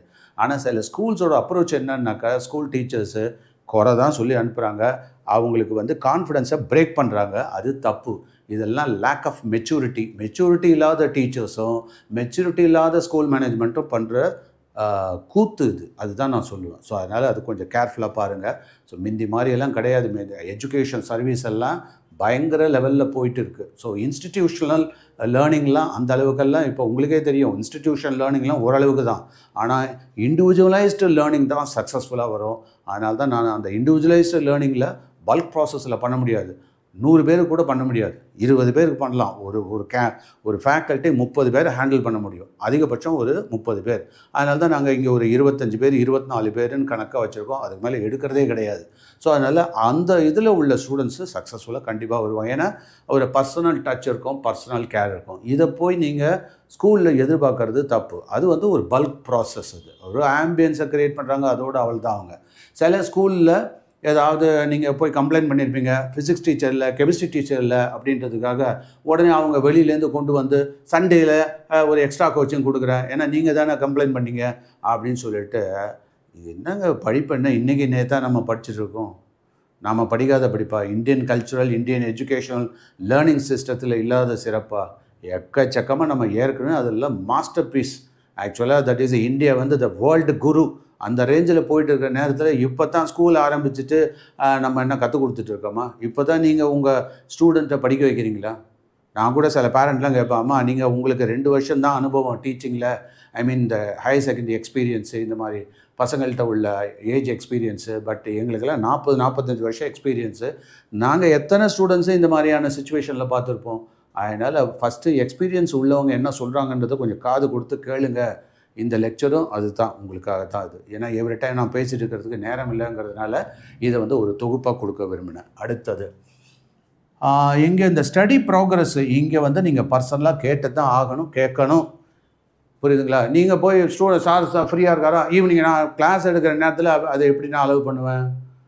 உங்கள்கிட்ட பேசுகிறதா இல்லைனாக்கா ஸ்டூடெண்ட்டு கிளாஸ் எடுக்க முடியுமா? இருக்கிறதே உங்களுக்கு உங்கள் ஸ்டூடெண்ட்ஸ் எல்லாம் ஸ்கூலில் 8 ஹவராக டீச் பண்ணுறத நம்ம 1 ஹவரில் 2.5 மணி நேரத்தில் 1.5 மணி நேரத்தில் அதை நடத்தி கொடுக்கணும். அதை கிளாரிஃபிகேஷன், டவுட் கிளாரிஃபிகேஷன் பண்ணணும், எல்லாத்தையும் நடத்தணும்னா எவ்வளோ ஷார்ட் டைம். அப்போ என்னுடைய டைமிங் எவ்வளோ டென்ஷனாக இருக்கும். ஸோ அதனால் 5லேருந்து 10 மணி நேரம் ஐ எம் டூ பிஸி.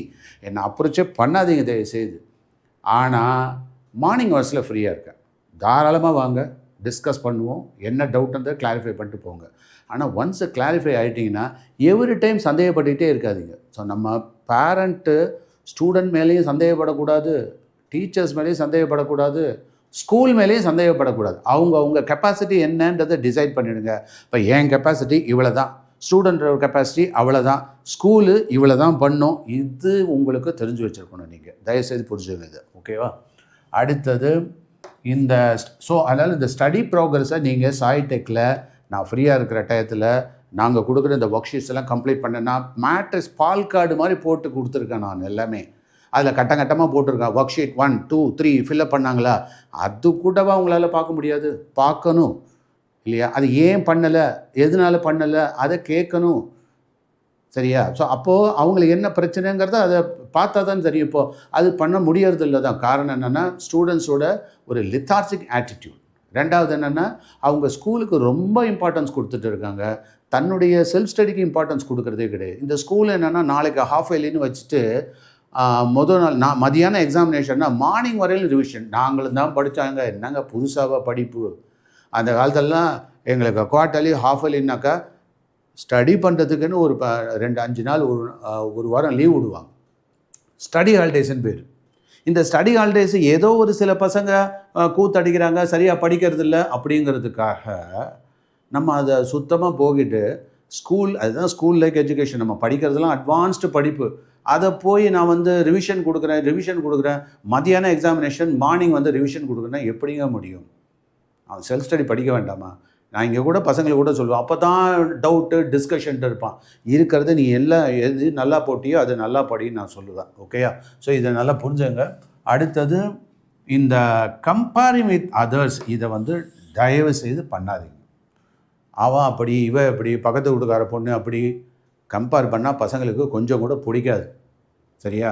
அப்புறம் திருப்பி அவங்க கேட்டாங்கன்னா நீங்கள் எங்கே மூஞ்ச வச்சுப்பீங்கன்றதை கேர்ஃபுல்லாக பார்த்துங்க. ஸோ அதனால் தயவுசெய்து யாரையும் கம்பேர் பண்ணாதீங்க. எந்த ஸ்டூடெண்ட்டையும் கம்பேர் பண்ணிவிட்டு நம்ம ஸ்டூடெண்ட்டு நமக்கு அவனுடைய ப்ரீவியஸ் பர்ஃபார்மன்ஸை கம்பேர் பண்ணுங்கள். அது தப்பு இல்லை. இதுக்கு முன்னாடி நீ இப்படியெல்லாம் எடுத்தியடா, இப்போ இப்படி எடுத்திருக்கியே, என்ன காரணம்? வா நம்ம சார்ட்டை வேணால் போய் டிஸ்கஸ் பண்ணலாம். நான் தான் அருமையாக உங்களுக்கு மென்டார் கிடச்சிருக்கேன், அழகாக போய் பேசலாமே. நிறைய இந்த கம்யூனிகேஷன் கேப் வர்றதுனால தான் நீங்கள் வந்து நீங்களாக ஒரு சொந்த முடிவு எடுத்துகிட்டு சோகத்தில் போய் முடியுறது. ஜாக்கிரதையில் நிறைய வீட்டில் நானே பார்த்துருக்கேன், அம்மாவும் பொண்ணுமே அடிச்சுப்பாங்க. என்னன்னா உன்கிட்ட பேசினாலே எனக்கு தகராறு தான் வருது, நான் இது ஒரு சாக்காக வச்சுட்டு அவள் இஷ்டத்துக்கு போயிட்டே இருப்பாள். அதையும் பார்த்துக்கோங்க. அடுத்தது கம்பேர் பண்ணாதீங்க தயவுசெய்து. தென் ஓவர்லோடிங் வித் மல்டிபிள் கோச்சிங். அதாவது சில பேர் பெருமையாக நினச்சிப்பாங்க, சார் நான் ஹிந்தி கோச்சிங் வச்சுருக்கேன், சார் நான் அது வச்சுருக்கேன், சார் இது வச்சுருக்கேன். என்னையா இது? மனுஷனா வேறு ஏதாவது? பாவம், சைல்டு தானே, அது எவ்வளோ தாங்கும்? அவனுடைய டைமிங் என்ன? அவன் செல்ஃப் ஸ்டடி ப்ராசஸ் பண்ண வேண்டாமா? சாப்பாடு போட்டுக்கிட்டே இருந்தால் டைஜஸ்ட் பண்ணுறதுக்கு நேரம் வேண்டாமா? ஸோ டைஜஷன் டைம் தான் இங்கே study time, self study time. அது நீங்கள் ஒழுங்காக கொடுத்தீங்களான்றதை பாருங்கள். அது ரொம்ப முக்கியம். சும்மானாச்சுக்கு அவனுக்கு அப்படியே ஓதிக்கிட்டே இருந்தால் எப்போ தான் அவன் படிக்க போகிறான்? அவன் செல்ஃப் ஸ்டடி பண்ணணும், புக் எடுத்து படிக்கணுன்ற ஹேபிட்டே இல்லாமல் போச்சு. அதனால தான் அவன் என்னன்னா பாரோட் ஐடியாஸ்லேயே வாழ்க்கையை வாழ்ந்துட்டு இருக்கான். எனக்கு கூட சில பேர் ஈவன் சில கார்ப்பரேட் ட்ரைனிங்லாம் கூட, சார் ஷார்ட்ஸ் யூடியூப்பில் ஏதாவது அப்படியே ஃபார்முலேஷன் பற்றி எக்ஸ்பிளைன் பண்ண மாதிரி, பெயிண்ட்னா என்ன அது அப்படியே ஒரு செகண்டில் சொல்ல முடியுமா? என்ன அது ஒரு செகண்டில் சொல்கிறதா இருந்தால் நான் ஃப்ளாப்பி டிஸ்க்கு இல்லைனாக்கா சிடி டிரைவில் தான் காப்பி பண்ணி கொடுக்குறதா ஒரு செகண்டில் நீ முடிச்சுட்டு ஹியூமன் பிரெயின் தானுங்க. ஸோ அது நம்ம கொஞ்சம் லேர்னிங்கிறது ஒரு எக்ஸ்பீரியன்ஸ் இல்லையா? ஸோ அந்த லேர்னிங் கர்வை பற்றியெல்லாம் நீங்கள் நான் டிஸ்கஸ் பண்ணுறேன், அது புரிஞ்சுங்க. அதனால் இந்த ஓவர்லோடிங் வித் மல்டிபிள் கோச்சிங், அதாவது கோச்சிங் என்ன அநியாயமாக போயிட்டு இருக்குது. அவன் ஒரு பெரிய அகாடமியில் ஜாயின் பண்ணியிருப்பான், அங்கே நடத்துறது ஃபிசிக்ஸ் புரியல, கெமிஸ்ட்ரி புரியல, அதுக்கு இன்னொரு கோச்சிங். அவர் எப்போ தான் படிக்க போகிறாரு? உங்களுக்கு ஆரம்பத்துக்கு தெரிய வேண்டாமா? கொஞ்சம் பார்த்து நிதானமாக யோசனை பண்ணுங்கள். அதுக்கு அடுத்தது not considering the long term goals. இதுதான் நீங்கள் பண்ணுற ஒரு கூத்து. யாருமே லாங் டேர்ம் கோல்ஸை பற்றி நினைக்கிறதே கிடையாது. ஷார்ட் டைமில் என்ன பண்ணலாம், ஷார்ட் டைமில் நீங்கள் போய் சேர்ந்தோமா அது வந்துருச்சா, இது என்னமோ தட் இஸ் மரத்தை சுற்றிட்டு அடி வைத்த தடவை பார்த்தாலாம் அப்படிம்பாங்க. ஸோ ஒரு பிரார்த்தனைன்னு சொல்லிட்டு எனக்கு குழந்தை பெற்றுக்கணும்னு சொல்லிட்டு 10 மாதத்துக்கு முன்னாடியே நம்ம தடவை பார்த்தோம்னா எப்படி இருக்குமோ அது மாதிரி தான். அது ஒரு அந்த மாதிரி பண்ணக்கூடாது. அதுக்கு ஒவ்வொன்றுத்துக்கும் ஒரு ப்ராசஸ் டைம்னு இருக்கும். வளர உடனே ஒரு விதைன்னா அதுக்குன்னு ஒரு ஜெர்மினேஷன் பீரியட் இருக்குது இல்லையா? ஸோ அதனால் 11 வருஷமாக உட்காந்து ரெஸ்ட்டாக விட்டுட்டு 12வது வருஷம் திடீர்னு செய்து நைட் கோச்சிங் கோச்சிங்னாக்கா எந்த லெவலில் போய் முடியும்? அவனுடைய பேசிக் பிரின்சிபலே எதுவும் தெரியாமல் இருக்காங்கன்னு சொல்லிட்டு தான் இந்த சண்டே, அதாவது ஆக்சுவலாக நாங்கள் இந்த நீட்டு கோச்சிங்கில் ஒரு ஃபார்மாலிட்டி தாங்க. ஆக்சுவலாக இதுக்கு முன்னாடி எல்லாம் I am not at all interested in labelling myself as the coaching, NEET coaching, coaching. We use to say we are STEM coaching people, STEM training அப்படி தான் நான் சொல்லுவேன். Science, engineering, technology and mathematics இந்த மாதிரி தான் நாங்கள் போயிட்டு இருந்தோம். இப்போ ஃபேன்சியாக வேறு என்ன பண்ணுறது, இது சொன்னால் தான் இது வருவாங்க. படிப்பில் கூட மசாலா தேவைப்படுது. ஸோ இப்போ இந்த மாதிரி நீட் மசாலா, மசாலா, அவ்வளோதான். என்னை பொறுத்தவரைக்கும் படிப்பு தான். அது எடுத்தாலும் சண்டேலையே நாங்கள் ஏன் ஒரு பிடிக்கிறோம் அப்படின்னா, சண்டே இந்த பிரிட்டிஷர்ஸ் தான் என்ன பண்ணாங்க, ஹாலிடேன்னு அனௌன்ஸ் பண்ணது. பட் சண்டே ஹாலிடே கிடையாது, இட் இஸ் அ ஹோலிடே. நமக்கு முக்கியமான விஷயங்கள்லாம், அதில் சாதிக்கக்கூடிய விஷயங்கள்லாம் சண்டேல கண்டிப்பாக பண்ணி தீரணும். சண்டே ஃப்ரீயாக விட்டோம்னா டோட்டலாக அவ்வளோதான், ஞாபகம் வச்சுங்க. அடுத்தது தட் இஸ் இந்த லேர்னிங் கர்வ். இதை பற்றி நான் சொல்ல வந்தேன். லேர்னிங் கர்வில், அதாவது லேர்னிங் கர்வ்னா என்னென்னா, இப்போ ஒரு கிராஃப் போடுவோம். இது எக்ஸ் ஆக்சிஸ், இது ஒய் ஆக்சிஸ். இதில் டைம், இதில் குவான்டிட்டி ஆஃப் லேர்னிங் அப்படின்னா, ஒரு பையன் உள்ளே வரான், என்ட்ரன்ஸ் பிஹேவியர் நாங்கள் சொல்லுவோம். அந்த நுழைஞ்ச 5 நிமிஷத்தில் அவன் ஒன்றும் தெரியாமல் தான் வரான். அப்படி வரப்போ 0 லெவலில் இருக்கான். அதுக்கப்புறம் கொஞ்சம் கொஞ்சமாக அப்படியே பிக்கப் பண்ணி அவனை செட் பண்ணி வரதுக்குள்ளாட்டியும் இப்படி போகுது.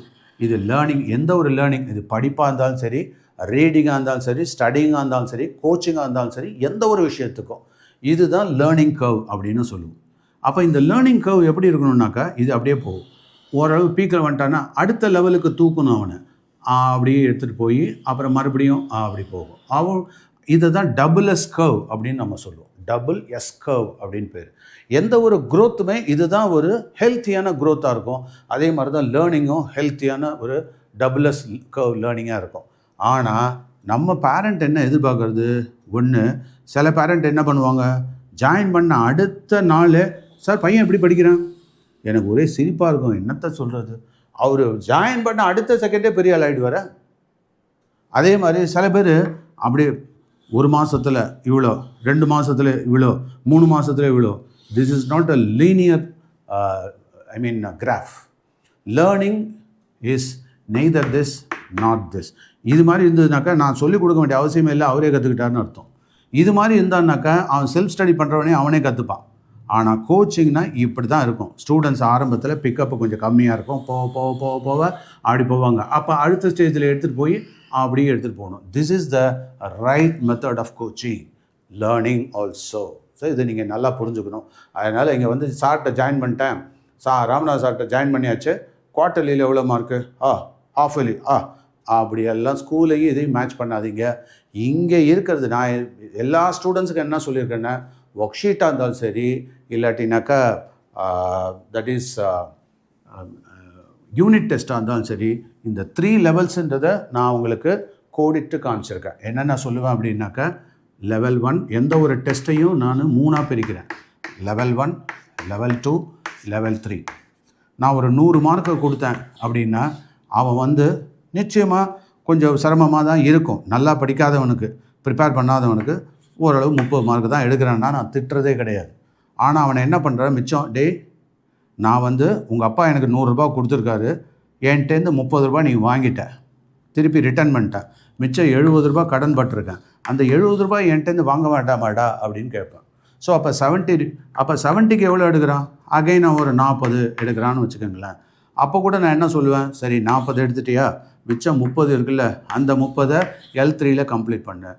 நம்ம ஸ்டூடெண்ட்டு நிறைய பேர் நான் ப்ராக்டிக்கலாக பார்த்துருக்கேன், கண்டிப்பாக எடுப்பாங்க. இப்போ இதை கூட்டி பாருங்கள், 30 + 40 + 30 சென்டம் கரெக்டாக வரும். என்ன ஒன்று, இப்போ நான் என் ஸ்டூடெண்ட்ஸை கௌரவப்படுத்துவேன்.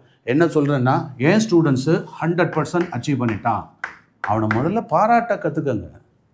பாராட்டினா தான் எல்லாம். இப்போ நாளைக்கு சாக போகிற ஒரு வயதானவருக்கு கூட அவரை ஒரு என்கரேஜ் பண்ணுங்கள், ஒரு 2 நாள் எக்ஸ்டெண்ட் ஆகும். நீங்கள் வாழ்க்கையில் நல்லா புரிஞ்சுக்கணும், தட்டி கொடுத்து தான் தாத்தாவுக்கு ஏஜே தூக்குறோம் அப்படிங்கிறப்போ குழந்தைகள் தானங்க, எல்லாம் தட்டி கொடுங்க. ஸோ 100% அப்படின்னு என் ஸ்டூடெண்ட் அதை என்கரேஜ் பண்ணுறப்போ அதில் போடுவேன். L2ல் வந்துட்டான், L1லேயே 100 எடுத்துட்டான், கொஞ்சம் கொஞ்சமாக L3யில் எடுப்பான், அப்புறம் L2வில் எடுப்பான், ஒன் ஃபைன் மார்னிங் L1லேயே எடுத்து கெத்து காமிப்பான். அதை நீங்கள் நல்லா புரிஞ்சுக்கங்க. அதுக்கு அடுத்தது ஐ திங்க் இந்த லெவல் சொல்லிட்டேன். ஸோ லேர்னிங் கர்வ் பற்றி நீங்கள் நல்லா புரிஞ்சுக்கணும். Next communication gap. சில பேரண்ட்ல இந்த கம்யூனிகேஷன் கேப் வித் டீச்சர்ஸ், இதுவும் ஒரு முக்கியமான ஒரு டாபிக் டு பி டிஸ்கஸ்ட். எப்போதும் கம்யூனிகேஷன் கேப் இது வந்து மிகப்பெரிய ஒரு சிரமமாகவே இருக்குது. ஏன்னா இந்த டீச்சர்ஸ்கிட்ட பேரண்ட் வந்து சரியாக போய் டிஸ்கஸ் பண்ணிக்கிறதே கிடையாது. அதே டயத்தில் இந்த ஸ்டூடெண்ட்ஸ் என்ன பண்ணுவாங்க அப்படின்னாக்கா, பேரண்ட்டும் டீச்சர்ஸும் ஒன்றா சேர்ந்துடக்கூடாதுன்றதில் ரொம்ப குறியாக இருப்பான். இப்போ என்னுடைய ஸ்டூடெண்ட்ஸ் எல்லாம் பார்த்தீங்கன்னாக்கா, சாயந்தர நேரத்திலலாம் எங்கள் சார் ரொம்ப பிஸி, அதனால் டிஸ்டர்ப் பண்ணாதன்னு சொல்லி இந்த அம்மா அப்பாவை இந்த பக்கம் வரவே விட மாட்டான். ஆனால் நீங்கள் தான் கொஞ்சம் கிளவராக நடந்துக்கணும். நான் எப்போ ஃப்ரீ, மார்னிங் ஹவர்ஸில் ஃப்ரீ. ஸோ மார்னிங் ஹவர்ஸில் தாராளமாக நீங்கள் அப்பாயின்மெண்ட் ஃபிக்ஸ் பண்ணிவிட்டு நீங்கள் கேட்டுட்டு போகலாம், ஒன்றும் தப்பே கிடையாது. ஸோ அதனால் இந்த கம்யூனிகேஷன் வந்து ரொம்ப ரொம்ப முக்கியம். ஏதாவது இஷ்யூஸ் இருந்ததுனாக்கா டைரெக்டாக போய் ஸ்டூடெண்ட்டை போய் நீங்கள் வந்து உங்கள் குழந்தைகள்கிட்ட நீங்கள் போய் அவனை போய் கேள்வி மேலே கேள்வி கேட்டு ஏதோ சிஐடி ஆஃபீஸர், சிபிஐ ஆஃபீஸர் மாதிரி நடந்துக்காதீங்க. ஸோ அதனால் அது என்ன பிரச்சனைன்றது ஸ்கூல் டீச்சர்கிட்ட கேளுங்க. ஆனால் ஸ்கூல் டீச்சர்ஸ் எல்லாம் அவ்வளோ இந்த காலத்தில் அவ்வளோ பக்குவமாக எல்லா டீச்சர்ஸும் இருப்பாங்களான்றது எனக்கு தெரியாது. ஆனால் நீங்கள் கொஞ்சம் எங்களை மாதிரியான ஒரு எக்ஸ்பீரியன்ஸ்டு மென்டார்கிட்ட, இல்லைனாக்கா நீங்கள் எங்கள் கோச்சிங்காக ஸ்பெஷலாக உங்களுக்காக ஸ்பெஷல் கோச்சிங் அப்படின்னு கொடுத்துட்டு அங்கே உள்ள நல்ல டீச்சர்ஸ்ட்டை நீங்கள் இன்ட்ராக்ட் பண்ணிங்கன்னா அதுக்கான தீர்வு காண முடியும். அப்போ இந்த communication, so you are always welcome in the morning hours. Time fix பண்ணிக்கோங்க. வரப்போ சாய் டெக்கில் பேக்லாம் கொடுத்துருக்கோம், அதை அப்படியே தூக்கிட்டு வந்து அவன் ஃபைல் கீல் எல்லாத்தையும் இங்கே வச்சுட்டு நம்ம டிஸ்கஸ் பண்ணுவோம்.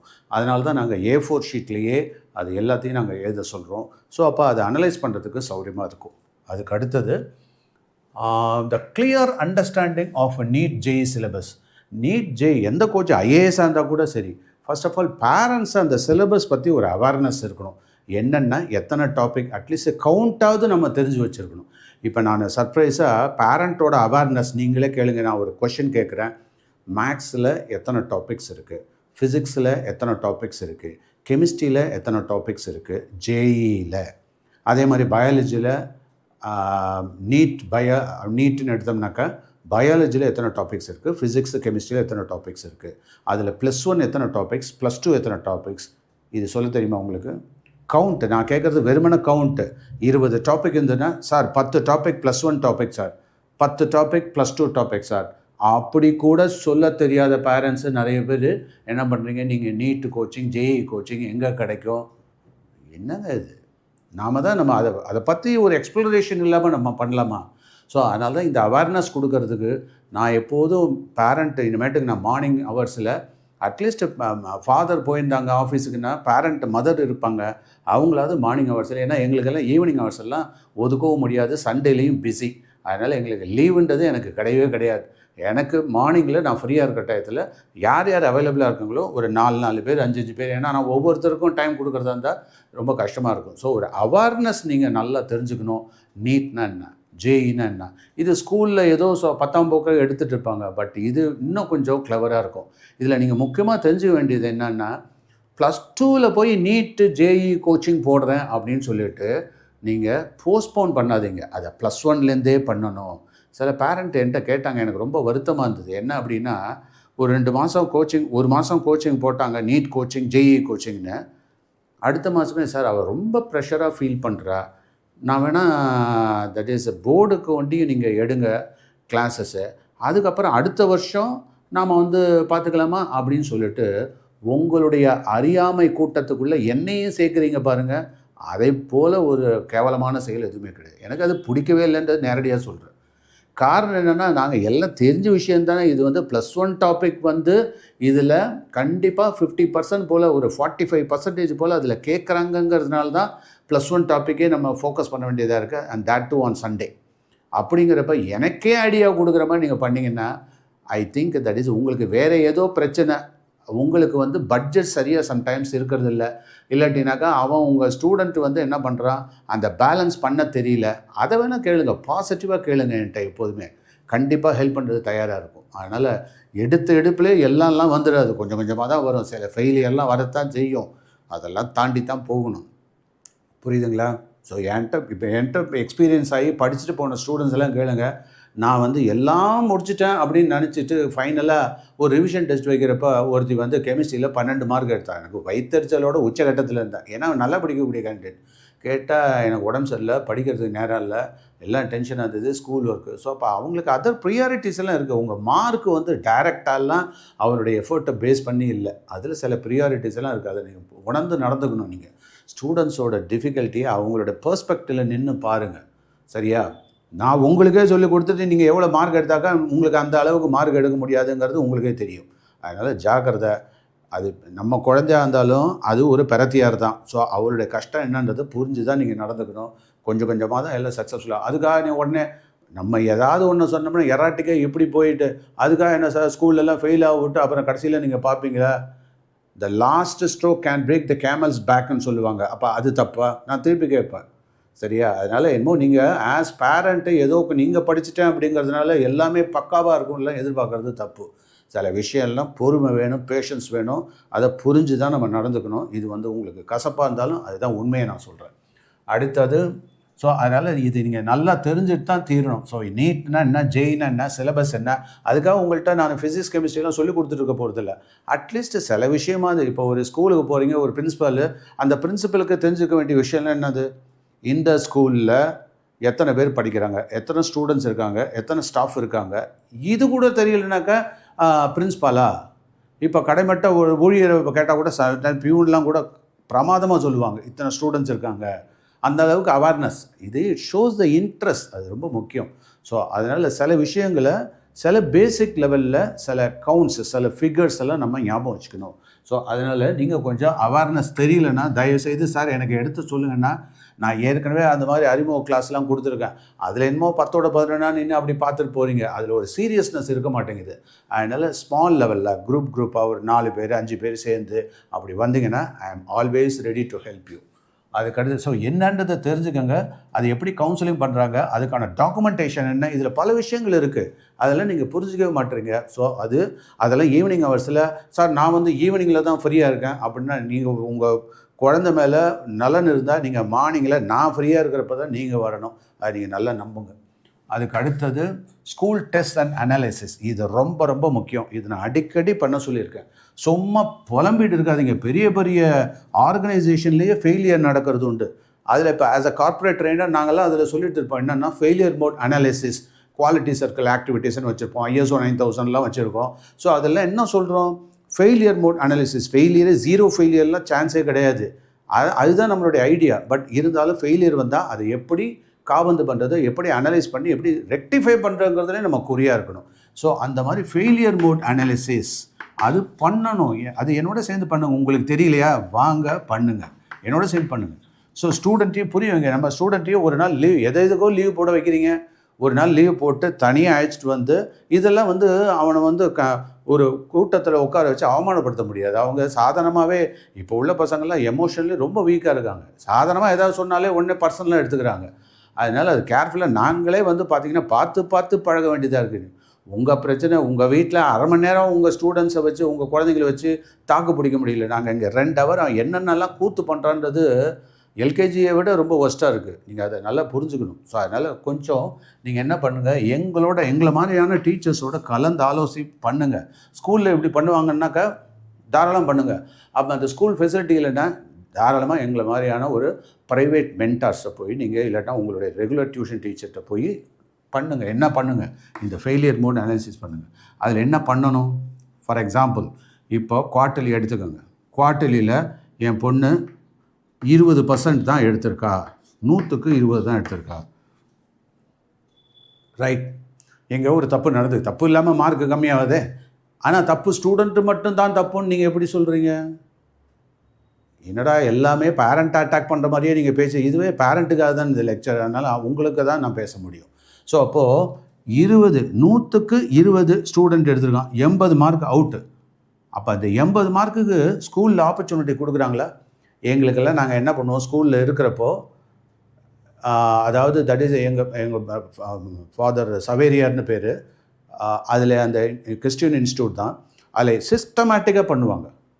நான் 90 எடுத்தேன் அப்படின்னா 10 மார்க் ஏன் விட்டேன்னு சொல்லிவிட்டு அதுக்கு ஒரு ஃபுல்லாக எடுத்து நீ அசைன்மெண்ட்டை சப்மிட் பண்ணு அப்படின்னு சொல்லுவார் எங்கள் ஃபாதர், ரெவரண்ட் ஃபாதர். அவர் சவேரியார் இன்னும் எனக்கு ஞாபகம் இருக்குது.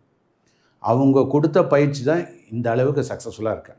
ஸோ அதனால் நீங்கள் என்ன பண்ணணும், 20 மார்க் எடுத்தாலும் சரி 80 மார்க் எடுத்தாலும் சரி விட்டதை பிடிக்கணும். சென்டம் எடுத்து தான் ஆகணும். அந்த லெவலை பற்றி கவலைப்படாதீங்க. அது வித்தின் 3 லெவல்ஸில் நீங்கள் எடுத்து தான் ஆகணும். இப்படி இன்சிஸ்ட் பண்ணுங்கள். ஸோ அப்போ என்ன பண்ணலாம், இந்த 20% எடுத்ததோட காரணத்தை நம்ம அனலைஸ் பண்ணுவோம். நான் ஏற்கனவே இந்த லெவல் 1, லெவல் 2, லெவல் 3 டெக்னிக் கொடுத்துருக்கேன். நீங்கள் என்ன பண்ணுங்கள், என்னைக்காவது இந்த பசங்களே எனக்கே வருத்தம் தான் இதெல்லாம். நீங்கள் உங்கள் புலம்பெல்லாம் என்கிட்ட சொல்கிறீங்க, என் புலம்பெல்லாம் நான் எங்கே போய் சொல்கிறது? என்ன தெரியுமா பண்ணுவாங்க இந்த students, sir half yearly exam sir, quarterly அப்படி இப்படி நம்மளை பயமுறுத்திட்டு இருப்பான். சொல்லிகிட்டு இருக்கான வழியா அதுக்கப்புறம் மார்க் வந்தால் எதையுமே சொல்ல மாட்டான். நீங்கள் என்ன நினச்சிட்டு இருப்பீங்க, என்ன மார்க்குன்னே தெரியாது, அவர் பார்த்துப்பார். என்னது இதுதான் கம்யூனிகேஷன் கேப்புன்னு சொல்கிறது. சார் நம்ம கூடி பேசி ஏதாவது ஒரு விஷயத்தை பண்ண வேண்டாமா? மியூச்சுவலாக ஒருத்தருக்கு ஒருத்தர் ட்ரஸ்ட், அது ரொம்ப இம்பார்ட்டண்ட்டு. ஸோ அப்போது இந்த கேஸில் நான் என்ன சொல்லியிருக்கேன் ஸ்டூடெண்ட்ஸுக்கிட்டனா, 20 மார்க் எடுத்தால் கவலைப்படாது. நீ என்ன பண்ண, மிச்சம் 80 மார்க் இருக்கா, கொஷின் பேப்பர் எடுத்துருவா, அதை நம்ம சால்வ் பண்ணுவோம், அதுக்கான சொல்யூஷன் தரேன். ஸோ சொல்யூஷன் நல்லா படிச்சுட்டு என்கிட்ட இப்போ 80 மார்க் மிச்சம் விட்டுட்டேன், நீ லாஸ் 80. இது லெவல் 1ல் ஸ்கூல், இங்கே லெவல் 2 பண்ணு. நான் சொல்லியிருக்கேன், நான் வைக்கிற டெஸ்ட்டு தான் லெவல் 1, லெவல் 2, லெவல் 3 இல்லை. ஸ்கூல் டெஸ்ட்டையும் இங்கே பண்ணுன்னு தான் சொல்லியிருக்கேன். அப்போது லெவல் 2ல் நீங்கள் பாருங்கள், நான் சொல்யூஷன்லாம் கொடுத்துட்டேன், ஓரளவு ட்ரெயினும் பண்ணிட்டேன், டிஸ்கஸும் பண்ணிக்கலாம். பண்ணிவிட்டு ஒரு 60 கூடவா எடுக்க மாட்டான், கண்டிப்பாக எடுப்பான். ஸோ அப்போ ஒரு 20 மார்க்கு சில்லி மிஸ்டேக்கில் முடிச்சிட்டான்னா கூட மிச்சம் 20 மார்க்கு முடிஞ்சு போச்சு. லெவல் 3ல் கண்டிப்பாக உங்கள் ஸ்டூடெண்ட்டு அதை எடுப்பான். இப்போ நீங்கள் பண்ணி பாருங்கள், செக் பண்ணி பாருங்கள். 20 மார்க்குன்னு குறை சொல்லிட்டு இருப்பீங்களா? இல்லை, என் புள்ள 2வது லெவலில் சொல்லி கொடுத்தோன்னே கிளியராக பண்ணிட்டான், 3வதுல. இது டெஸ்ட்டு தானேங்க, ஸ்கூலில் வைக்கிற டெஸ்ட்டு தான், வாழ்க்கையோட இறுதி டெஸ்ட்டை கிடையாது. அதனால் அது நீங்கள் எப்படி முக்கியத்துவம் எதுக்கு கொடுக்கணுன்றது புரிஞ்சு நடந்துங்க. ஸோ அப்போது இந்த 20% போட்டு அவனை டார்ச்சர் பண்ணுறதை விட அவனை என்கரேஜ் பண்ணி பாசிட்டிவாக பிஹேவ் பண்ணால் கற்றுக்கங்க. நீங்கள் அது பண்ணுறதே கிடையாது, பேரண்ட்ஸ் பண்ணுறது இல்லை. அதை தான் நான் குறையாக சொல்லிகிட்டு இருக்கேன். ஸோ அதை பண்ணிங்கன்னா கண்டிப்பாக நாங்கள் ஹெல்ப் பண்ணுறது தயாராக இருக்கோம். எங்களை மாதிரி மாஸ்டர்ஸ், எங்களை மாதிரி டீச்சர்ஸ், எக்ஸ்பீரியன்ஸ் டீச்சர்ஸ் எல்லாம் ஆல்வேஸ் அதை கரெக்டிவ் மெஷர்ஸில் குறியாக இருப்போம். ஸோ அப்போ கண்டிப்பாக அவனை அப்போ உங்களுக்கே சாட்டிஸ்ஃபேக்ஷன் இருக்கும். சரி ஸ்கூலில் எடுக்கல, அட்லீஸ்ட்டு சாய்ட்டுக்கலையாவது எடுத்தான், சென்டம் எடுத்துட்டான், எந்த லெவலில் பார்த்து அதை பற்றி நமக்கு என்ன கவலை, எடுத்துட்டானா இல்லையா. அது கொஞ்சம் கொஞ்சமாக போக போக கடைசியில் அவனுக்கும் பொறுப்பு ஒன்று இருக்குது இல்லைங்க. அவன் வாழ்க்கையை அவன் தானே வாழ முடியும். நீங்கள் போய் போற்றி அவன் வாழ்க்கையை நீங்கள் ஏன் வாழ்கிறீங்க? உங்கள் குழந்தைங்களுடைய வாழ்க்கையை நீங்கள் வாழ்கிறத முதல்ல கட்டுப்படுத்துங்க. அவன் வாழ்க்கையை அவன் தான் வாழணும். ஸோ அப்போ அவனுக்கு தீதும் நன்றும் பிறர் தர வாரான்றதை புரிய வைக்கணும். இப்படி போனால் இப்படி பிரச்சனை வரும் அப்படின்றத அலர்ட் லேம்ப் போஸ்ட் மாதிரி தூரத்துலேருந்து சொல்லிட்டு இருக்கணும்.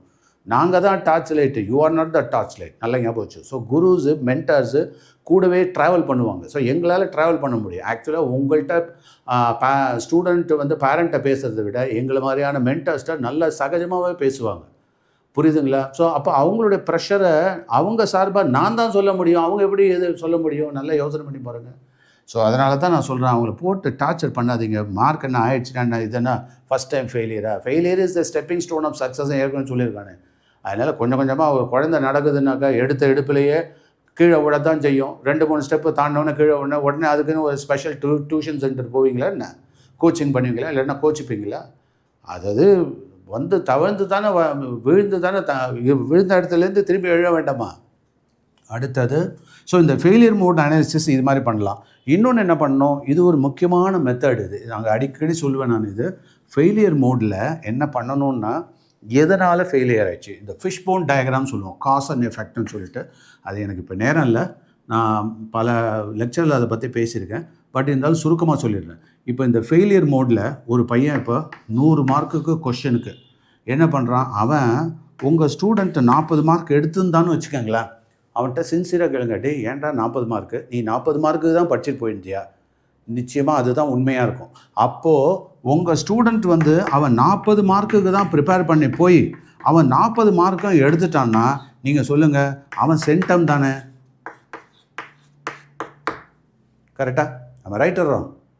40 மார்க்கு தான் அவன் படிச்சு போயிருக்கான். அதான் 5 டாபிக் வச்சாங்க, 2 டாபிக் தான் படிச்சு போயிருக்கான். ஸோ அப்போ 40 மார்க் வந்திருக்குன்னா 40 இப்போ அட்டன் பண்ணால் 40 எடுத்துட்டான்னா அவன் பிரில்லியன்ட் கேண்டிடேட்டுங்க. அவனை என்கரேஜ் பண்ணாமல் சும்மா நீ 40 ராங் சைட்லேயே ரப் பண்ணிகிட்டே இருக்கீங்க. அது கொஞ்சம் பார்த்துங்க. ஸோ அதனால் அவனை என்கரேஜ் பண்ணுவேன். அப்போது நீ கேட்கலாம், நம்ம சூப்பரா 40க்கு நீ 40 எடுத்துட்ட, இப்போ என்னடா இன்னும் கொஞ்சம் அடுத்த ட்ரிப்பில் ஒரு 20% கொஞ்சம் எக்ஸ்ட்ரா நல்லா தான் படிச்சு போய் டைம் அவனுக்கு டைம் மிஸ்மேனேஜ்மெண்ட் தான் அவன் பிரச்சனையே. அதுக்கு ஸ்கூலும் ரெஸ்பான்சிபிள், சரியான டைம் கொடுக்கறதில்ல. ரிவிஷன் கிளாஸும் சொல்லிட்டு ஒட்டு மொத்தமாக கிளாஸில் இங்கே ஒரு 4 பேரே என்னால் அடக்க முடியல. ஒரு இத்தனைக்கு எக்ஸ்பீரியன்ஸ் டீச்சர் 80 பேர் 100 பேர் 40 பேர் இருக்கிற ஒரு கிளாஸ் ரூமில் ரிவிஷன் ஆளாளுக்கு படிங்க. கடைசி வரையில் என்ன பாரோட் ஐடியாஸில் தான் வாழ்ந்துட்டு இருக்கணும். காதால் கேட்டுக்கிட்டே இருந்தால் என்னத்துக்காக வருது, அவன் உட்காந்து படிக்க வேண்டாமா? சீரியஸ்னஸ் அவனுக்கு இல்லையா? அவனை நம்பணும். ஸோ அந்த ரிவிஷன் கொடுக்கறதுக்கு அவனை சொல்லி தந்துட்டு அவனை ப்ராசஸ் பண்ண வைக்கணும், அவனை டைஜஸ்ட் பண்ண வைக்கணும். சரியா? ஸோ அதனால் ஸ்கூல் அது ஏதோ தப்பு பண்ணுறாங்க. அவங்களுக்கு ஸ்டடி ஹாலிடேஸ், ஸ்டடி ஹவர்ஸ் ஃப்ரீயாக, ஈவன் அட் ஸ்கூலில் ப்ரிப்பேர் பண்ண ஸ்கூலில் 4 பேர் இங்கேயே பிரச்சனை அதுதான். 4 பேர் சேர்ந்து நான் இங்கே ஒரு லெக்சர் ஹால் இருக்குது, அங்கே ஒரு ரீடிங் ரூம் இருக்குது. நான் என்ன சொல்லியிருக்கேன், லெக்சர் முடிஞ்சோன்னே அங்கே உட்காந்து படிங்க. இல்லாட்டினாக்கா லெக்சர் வரத்துக்கு முன்னாடி நீங்கள் சீக்கிரம் வந்துட்டிங்களா, உட்காந்து படிங்க, சைலண்ட்டாக படிங்க, யாரையும் டிஸ்டர்ப் பண்ணாதீங்கன்னா. இந்த ஸ்டூடெண்ட்ஸ் என்ன பண்ணுறாங்க, நான் இங்கே ஃபுல்லாக லைவ்லேயும் இதுலேயும் இருப்பேன், இங்கே இருக்கிறவரையும் கரெக்டாக இருப்பேன். நான் இப்படி கொஞ்சம் அப்படி போய் பார்த்தோன்னா தெரியும் அங்கே என்னென்ன லூட்டின்றது தெரியும். அவங்களுக்கு பொறுப்பு கிடையாது. நம்ம குழந்தைங்களுக்கு சேர்த்து தான் சொல்கிறேன் நான். அதனால் நான் என்ன பண்ணிட்டேன்னா, இப்போன்னா அங்கே போய் நிறைய பேர் வைக்கிறதுனால தானே நான் என்ன பண்ணேன்னா, செவுத்தை நோக்கி டேபிள்லாம் போட்டிருக்கேன். இப்போ டெஸ்க்கை வந்து அப்படி வச்சுட்டு இதை பார்த்து படி, நீ யாரையுமே பார்க்காத. ஸ்கூலில் அப்படி பண்ண முடியுமா? 6 பேர் மட்டும்தான் அலவுடு. ஒரு பெஞ்சில் 2 பேர் அலோவ் பண்ணுற. அவன் செவுத்தை இப்படி படிப்பான், வேறு எங்கேயும் அவன் பார்க்காதராப்பா தம்பி, எங்கேயும் பார்க்காத, நீ இதை மட்டும் படி, செவுத்தை பார்த்து படி, இல்லையா? டேபிளை போட்டோன்னா அவன் பாட்டு உட்காந்து படிச்சுட்டு இருப்பான். ஸோ அந்த மாதிரியெல்லாம் எக்ஸ்பெரிமெண்ட் பண்ணிகிட்டு இருக்கோம். சரியா? அதனால் 4 பேர் சேர்ந்தானா கூத்து தான். சில ஸ்டூடெண்ட்ஸ் என்னென்னா, அந்த மாதிரி படிக்க முடியாத ஸ்டூடெண்ட்ஸு வீட்டில் படிக்க முடியலன்னு சொல்லிட்டு தான் இங்கே வராங்க. நான் தெளிவாக சொல்லியிருக்கேன், இந்த லெக்சர் மூலியமாக சொல்கிறேன். யாராவது ஸ்டூடெண்ட்ஸு செல்ஃப் ஸ்டடி பண்ணணுன்னா பேரண்ட்டோட பர்மிஷனில் வந்து இங்கே படிக்கலாம். ஆனால் இஃப் ஐ ஃபீல் அவன் இன்னொருத்தரை டிஸ்டர்ப் பண்ணுறான் அப்படின்னா உடனே தூக்கி போட்டுருவான் வெளியில். புரியுதுங்களா? ஸோ அதனால் ஒருத்தருக்கு ஒருத்தர் அவன் என்ன சொல்லுவாங்க, நான் அவன்கிட்ட டவுட்டு கேட்குறேன். நீ டவுட்டு கேட்குறதா இருந்தால் டவுட் செஷன் அப்படின்னு தனியாக வச்சுட்டு வெளியில் பெஞ்செல்லாம் போட்டிருக்கேன், அங்கே போய் கேளு. இங்கே பேசினாலே இப்போ லைப்ரரியிலலாம் போய் பேச முடியுமா? லைப்ரரினாக்கா சைலண்ட்டாக தான் படிக்கணும். ஸோ இதை நான் வற்புறுத்தியிருக்கேன். இப்போ நான் let us come back to this topic. So அப்போ இவன் 40% ப்ரிப்பேர் பண்ணியிருக்கான், 40% மார்க் எடுத்துட்டான்னா அவனை அப்ரிஷியேட் பண்ண கற்றுக்குங்க. அதுக்கப்புறம் நெக்ஸ்ட்டு கொஞ்சம் கொஞ்சமாக நம்ம போவோம், தப்பே கிடையாது, சரியா? அதே மாதிரி எந்த ஸ்கூல் அத்தாரிட்டிஸ்ட்டை நான் ஜென்ரலாக கேட்குறேன், நீங்கள் எப்போ கொஷின் பேப்பர், என்னுடைய சஜஷன் தான், கொஷின் பேப்பர் எப்போ கொடுத்தாலும் ஆன்சர் கீ கொடுங்க, சொல்யூஷன்ஸ் கொடுங்க. அது எந்த டெஸ்ட்டாக இருந்தாலும், எந்த டெர்மினல் எக்ஸாமினேஷனாக இருந்தாலும் அவனுக்கு ப்ரிப்பேர் பண்ணுறதுக்கு அவனுக்கு கைடில் நீ சர்ச் பண்ணிக்க, நீ பார்த்துக்கன்னு ஏனோ தானோலாம் விட்டுறக்கூடாது. இங்கே சாய்டெக்கில் நாங்கள் என்ன பண்ணுறோன்னா, ஒரு கொஷின் ரெடி பண்ணுறோம் அப்படின்னா கூட சொல்யூஷனும் ரெடி ஆகும். அது பேரா தான், நான் அதை மடித்து ஸ்டாப்பிள் பண்ணி கொடுத்துருவேன் சொல்யூஷன். நான் அதில் கேப்ஷனே கொடுத்துருக்கேன், தீதும் நன்றும் பிறர் தர வாரா. அதனால் you are the problem, you are the solution. So now you got the problem and you should be able to solve the problem. If you are unable to solve the problem in the first level, go to the second level with the solution, learn, then proceed. This is our methodology. அடுத்தது, so I hope இந்த failure மோடை பற்றி நீங்கள் நல்லா தெரிஞ்சுக்கிட்டீங்கன்னு நினைக்கிறேன். Next self study time, இது ரொம்ப ரொம்ப இம்பார்ட்டன்ட். சும்மா எப்போ பார்த்தாலும் சொல்லிக்கிட்டே இருந்தோம்னா அவன் எப்போ தான் படிக்கிறது? டைஜஸ்ட் பண்ண வேண்டாமா? So learning is nothing but digestion. So allow பண்ணணும். ஸோ அதுக்கு அவன் செல்ஃப் ஸ்டடி ஹவர்ஸு ரொம்ப ரொம்ப முக்கியம். என்னை பொறுத்தவரையிலும் ஒரு ஸ்டூடெண்ட்டு, இப்போ நான் ஒரு டைம் பட்ஜெட் கொடுக்குறேன். இது உங்களுக்கு ஸ்டூடெண்ட்ஸுக்கு ஏற்கனவே டிஸ்கஸ் பண்ணி வச்சுருக்கேன். பட் நான் என்ன சொல்லியிருக்கேன்னா, நான் 1 hour இல்லாட்டினா 1.5 மணி நேரம் உங்களோட டிஸ்கஸ் பண்ணுறேன். நான் 1 hour அப்படின்னு வச்சுக்கிட்டா ஸ்டூடெண்ட் 3, அதாவது நான் என்ன சொல்லிக் கொடுக்குறேனோ அதில் 2 times அவங்க செல்ஃப் ஸ்டடி பண்ணணும். This is my concept. நான் ஒன்று சொன்னால் அதுக்கு இன்ட்டு 2 அப்படின்னு போட்டு அவ்வளோ டியூரேஷனில் அதை பற்றி படித்தாங்க அப்படின்னா நிச்சயமாக அது ஏறிடும். ஸோ அப்போது 1.5 மணி நேரம் நடத்தினா 3 hours அவன் படிக்கணும். அப்போது எனக்கு தேவைப்படுறது 4 hours, 4.5 hours கோச்சிங். இப்போ சண்டேயில் நாங்கள் என்ன பண்ணுறோன்னா, ஒட்டு மொத்தமாக அந்த 1.5 கொடுக்கறது இல்லை. அந்த நீட் ஜேஇ கோச்சிங்கில் என்ன பண்ணுறோன்னா 20 minutes அப்படின்னு நான் ஒதுக்கிக்கிறேன் இல்லையா? இந்த போமடோரோ டெக்னிக்னு பேர். ஸோ இந்த 20 minutesல ஒரு கான்செப்ட் எடுக்கிறேன். அந்த கான்செப்டை பேஸ் பண்ணி இமீடியட்டாக ஒர்க் ஷீட் கொடுக்குறேன். அது முடிச்சதான் அதுக்கு அடுத்த கான்செப்டே ரெடி ஆகும். அப்படி பார்த்தீங்கன்னா எனக்கு எவ்ரி 20 minutes அவன் 40 minutes எடுத்துப்பான் அதை கம்ப்ளீட் பண்ணுறதுக்கு. அப்போது 60 minutesக்கு ஒரு கான்செப்ட். எனக்கு என்னென்னா நிச்சயமாக ஒரு 8 to 10 கான்செப்ட்ஸ் எடுக்கணும் அப்படின்னா எனக்கு 8 to 10 மணி நேரம் தேவைப்படுது.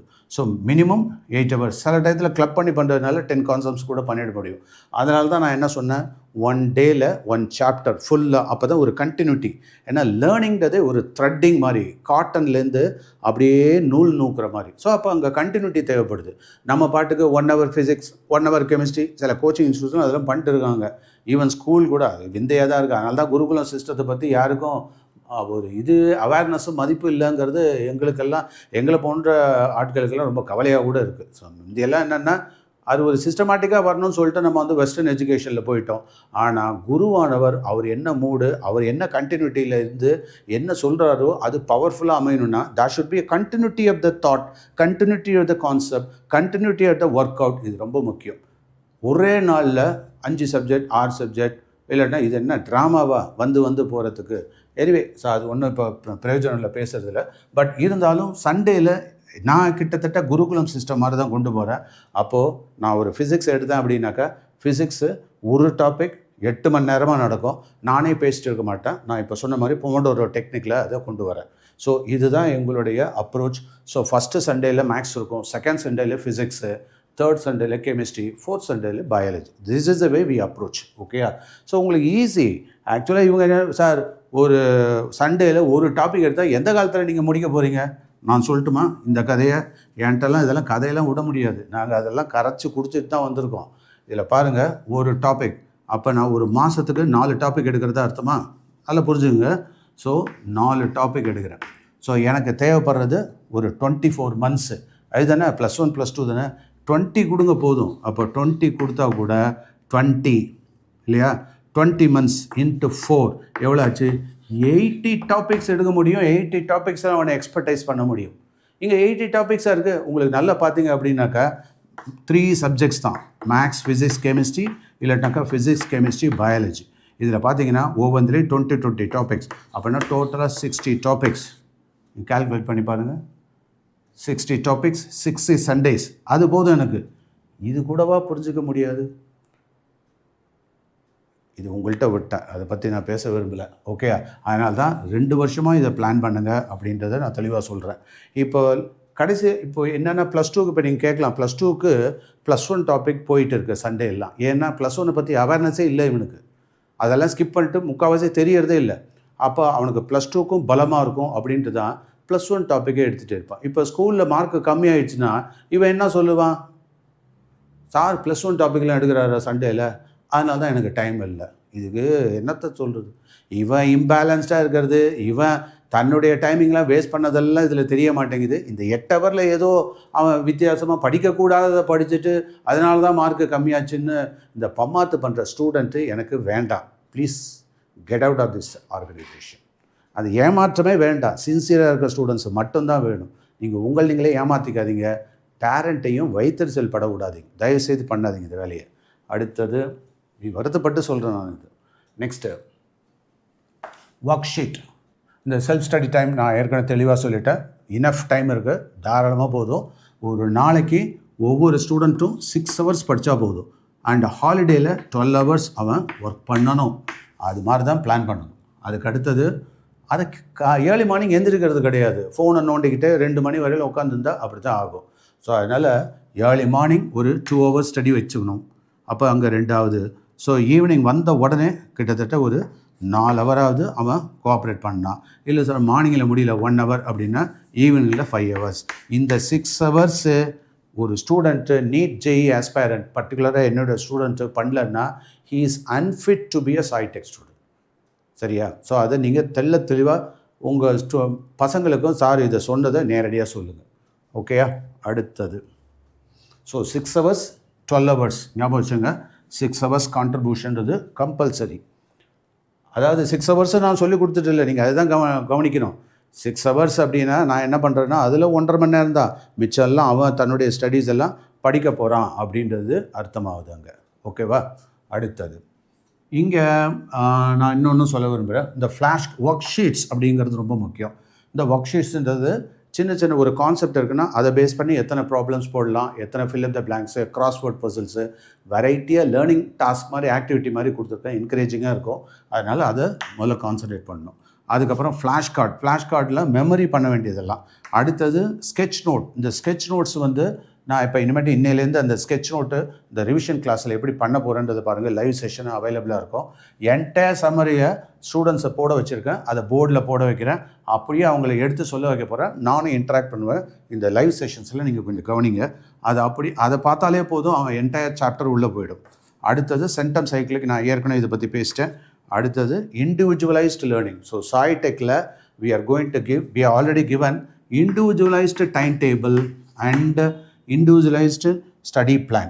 ஸோ இதை கஸ்டமைஸ் பண்ணி வச்சுருக்கோம். இது என்னுடைய காமன் லெக்சர்ஸ் காமனாக போகும். அது வேறு டைம் டேபிள், அது காமன் டைம் டேபிள். ஆனால் ஸ்டூடெண்ட்டுக்குன்னு நான் ஒரு ஒர்க் ஸ்டேஷன் மாதிரி ரெடி பண்ணுறேன். அதில் அவங்க ஒர்க் பண்ணணுன்றதை நான் எதிர்பார்க்குறேன். இதெல்லாம் எய்தர் அந்த ஒர்க் ஸ்டேஷன் இங்கே பண்ணுறதாலும் பண்ணலாம், வீட்டில் பண்ணுறதா இருந்தாலும் பண்ணலாம். ஃபாலோ பண்ணுறது இங்கேனாக்கா நான் பண்ணுவேன். அப்படி இல்லைன்னா வீட்டில் பண்ணுறதா இருந்தால் நீங்கள் பண்ணுங்கள், தாராளமாக, தப்பே கிடையாது. ஆனால் வீட்டில் சரியாக படிக்கலைன்னு தெரிஞ்சதுன்னா இங்கே போட்டுருங்க. இங்கேயும் சரியாக படிக்கலைன்னா அவனை நானே நிப்பாட்டிடுறேன். சரிங்களா? அடுத்தது ஸோ இண்டிவிஜுவலைஸ்ட் லேர்னிங். இனிமேட்டுக்கு அதில் குறியாக இருங்க. இனிமேட்டுக்கு நெக்ஸ்ட்டு எஜுகேஷ்னல் பட்ஜெட். நீங்கள் சில பேரெல்லாம் பட்ஜெட்டே சரியாக பண்ணுறதே கிடையாது. சும்மா அவங்க சொன்னாங்க இவங்க சொன்னாங்க அப்படின்னு சொல்லிட்டு ஜாயின் பண்ணி விட்ருவாங்க. அப்புறம் அவனை பாதியில் சார் சரியில்லை சார், எனக்கு இன்கமும் போச்சு, அது இது போச்சு அப்படின்னு சொல்லிட்டு அது சொல்ல மாட்டாங்க. பாதியில் அப்படியே நான் சைலண்ட்டாக கலந்து போயிடுவான். அவன் எப்படா ஃபெயிலியர் ஆவான்னு பார்த்துட்டு இருப்பாங்க. ஃபெயிலியர் ஆகிடுச்சுன்னா இதான் சாக்குன்னு. நானும் பேரண்டெல்லாம் இருந்து பார்த்துட்டு தான் வந்திருக்கேன். ஸோ அதனால் கொஞ்சம் ட்ரூத்ஃபுல்லாக உங்கள் ஸ்டூடெண்ட்கிட்ட நடந்துங்க. எதையாவது சொல்லி அவனை எப்படி நிப்பாட்டலான்றது அந்த இதில் தான் இருக்கக்கூடாது. எப்போ பார்த்தாலும் நம்ம ஆடு மாடு மேய்க்கல நம்ம குழந்தைகளை. நாம் நம்ம குழந்தைகளை தெய்வீகமாக வளர்க்குறோன்றதில் உங்களுக்கு நம்பிக்கை இருந்ததுன்னா அவன் மேலே இன்வெஸ்ட்மெண்ட் பண்ணுங்கள். அவன் ட்ரூத்ஃபுல்லாக பண்ணும்படியாக நீங்கள் பண்ணுங்க. அது ரொம்ப முக்கியம். அதுக்கு அடுத்தது எஜுகேஷன் பட்ஜெட்டுன்றது ரொம்ப முக்கியம். அதாவது என்ன, உங்களுடைய அப்பார்ட் ஃப்ரம் ஸ்கூல் இதில் ஃபீஸோட கோச்சிங் ஃபீஸுன்றது அவசியம்தான். அடுத்தது அவனுடைய ஒன்ஸ் கோச்சிங்கில் முடிச்சிட்டான்னா அதுக்கப்புறம் அவனுக்கு வரக்கூடிய செலவு, ஜேஇன்னா எவ்வளோ செலவாகும், இன்ஜினியரிங்னா எவ்வளோ செலவாகும், மெடிக்கல்னால் எவ்வளோ செலவாகும், இந்த மாதிரியான டீட்டெயிலெலாம் உங்களுக்கு வேணும்னா நீங்கள் மார்னிங் ஹவர்ஸில் என்கிட்ட ஒரு 2 ஒவ்வொருத்தராக வராதிங்க. இந்த மாதிரியான காமன் ஆஸ்பெக்ட்டு உங்களுக்குள்ளே பேசிங்க. We are created parents group, அதில் டிஸ்கஸ் பண்ணுங்கள். யார் யாரெல்லாம் ஃப்ரீயாக இருக்கீங்களோ, நானும் ஃப்ரீயாக இருக்க டயத்தில் மார்னிங் ஹவர்ஸில் பேரண்ட் மட்டும் பேசுவோம். அதில் வந்து எஜுகேஷனல் லோன் ஃபெசிலிட்டியெல்லாம் இருக்குது, ஸ்காலர்ஷிப்ஸும் இருக்குது. அந்த டீட்டெயிலில் நான் சொல்கிறேன். நெக்ஸ்ட்டு இந்த ஓவர் என்தூசியாஸ்டிக் ஸ்கூல்ஸ், இந்த மாதிரி ஸ்கூல்லலாம் சேர்க்காதீங்க. சும்மானாச்சுக்கு நான் சண்டேயில் கிளாஸ் எடுப்பேன், 7 மணிக்கு கிளாஸ் எடுப்பேன், இருக்கிறதெல்லாம் விட்டாங்களா, அப்போ இல்லாத டயத்தில் அவங்க டீச்சர்ஸை போட்டு ஃபயர் பண்ணி என்ன பிரயோஜனம்? அதனால் ரொம்ப ஓவராக டான்ஸ் ஆடுற ஸ்கூல்லலாம் சேராதீங்க. நமக்கு தெரியும் சில ஸ்கூல்ஸ்லேயும் நல்ல ஸ்கூல் இருக்குது, ஒரு மாதிரியான ஸ்கூல்லாம் இருக்குது, உங்களுக்கே தெரியுது. நீங்கள் ஏன் போய் மாட்டிக்கிறீங்க? அவங்க ரொம்ப பெருமையாக சொல்லுவாங்க, இல்லை கோச்சிங்கில் தேவையில்லைங்க, நாங்கள் கொடுக்குற கோச்சிங்க, நீங்கள் கொடுக்குற கோச்சிங், நீங்கள் கொடுக்குற டீச்சர்ஸு, இதெல்லாம் தான் எங்களுக்கு எல்லாம் தெரியுமா? எல்லாருக்கும் எல்லா விஷயமும் தெரியும். சும்மாலாம் நீங்கள் வந்து பிரகடனப்படுத்துறதுனால ஒன்றும் பண்ண முடியாது. ஸோ அதனால் அது கொஞ்சம் நாம் தெரிஞ்ச விஷயத்த அதை பற்றி பேச வேண்டிய அவசியம் இல்லை. ஆனால் நமக்கு தெரியும் யார் யார் என்னென்ன எந்த லெவலில் இருக்காங்கன்றது தெரியும். நமக்கு தேவைன்னா நாம் போய் பண்ண போகிறோம். இதில் இன்னொருத்தரை டிக்டேட் பண்ண வேண்டிய அவசியமும் கிடையாது. அடுத்தது லேக் ஆஃப் பிஜிடிஸ். உங்களுக்கே தெரியும் ஸ்கூலில் வந்து பிஜி டீச்சர்ஸ் ஏன்னா யாரை வேணாலும் கேளுங்க, நீ டீச்சராக விரும்புகிறியா? நோ இன்ஜினியரிங் டாக்டர் இப்படி தான் சொல்லுவான். நானே ஒரு இன்ஜினியரிங் காலேஜில் லெக்சர் கொடுக்குறப்போ how many of you are going to become a ப்ரொஃபஸர்னா ஒரு வயலில் கல்வி தூக்கல். ஏன்டா அப்படின்னா அவன் சொல்கிறான், சார் இந்த டீச்சர்ஸ்லாம் படுறாங்க, நாங்களே எவ்வளோ கண்ணாமண்ணான்னு கேள்வி பண்ணிட்டுருக்கோம், இந்த கூத்துக்கு நாம ஏன் ஆளாவானே அப்படிங்கிறான். சரிங்களா? அதனால தான் நிறைய பேர் டீச்சிங் ப்ரொஃபஷனுக்கு போகிறதே கிடையாது. ஸோ ஆஃப் லேட் டீச்சர்ஸ் எல்லாம் ரொம்ப கம்மி ஆகிட்டு இருக்கிறதுனால தான் இந்த மாதிரி லேர்னிங் ஸ்டஃப்பு, லேர்னிங்கு, யூடியூப்பு இதெல்லாம் வர வேண்டிய காரணம் ஆகிடுச்சு. இருந்தாலும் நம்ம கிடைக்கிற ஃபெசிலிட்டியில் நல்லா யூஸ் பண்ணிப்போம். Social medium no for students. கெட்டு குட்டிச்சோர் ஆகிட்டு இருக்காங்க, வேண்டவே வேண்டாம். ஆரம்பத்துலேருந்தே நீட்டாக நீங்கள் ஒரு இது சும்மா சேர்த்து விட்டுட்டு அவன் நீ இது பார்க்குறா, இன்ஸ்டாகிராம் பார்க்குறா, யூடியூப் பார்க்குறா, அதெல்லாம் சொல்லிட்டு இருக்காதிங்க. ஆரம்பத்துலேருந்தே ஒரு முடிவு கட்டுங்க. தம்பி சார் சொல்லிட்டாரு, சோசியல் மீடியாவில் நீ இருந்தான்னாக்கா உனக்கு நீட்டு, நீ அன்ஃபிட்டு.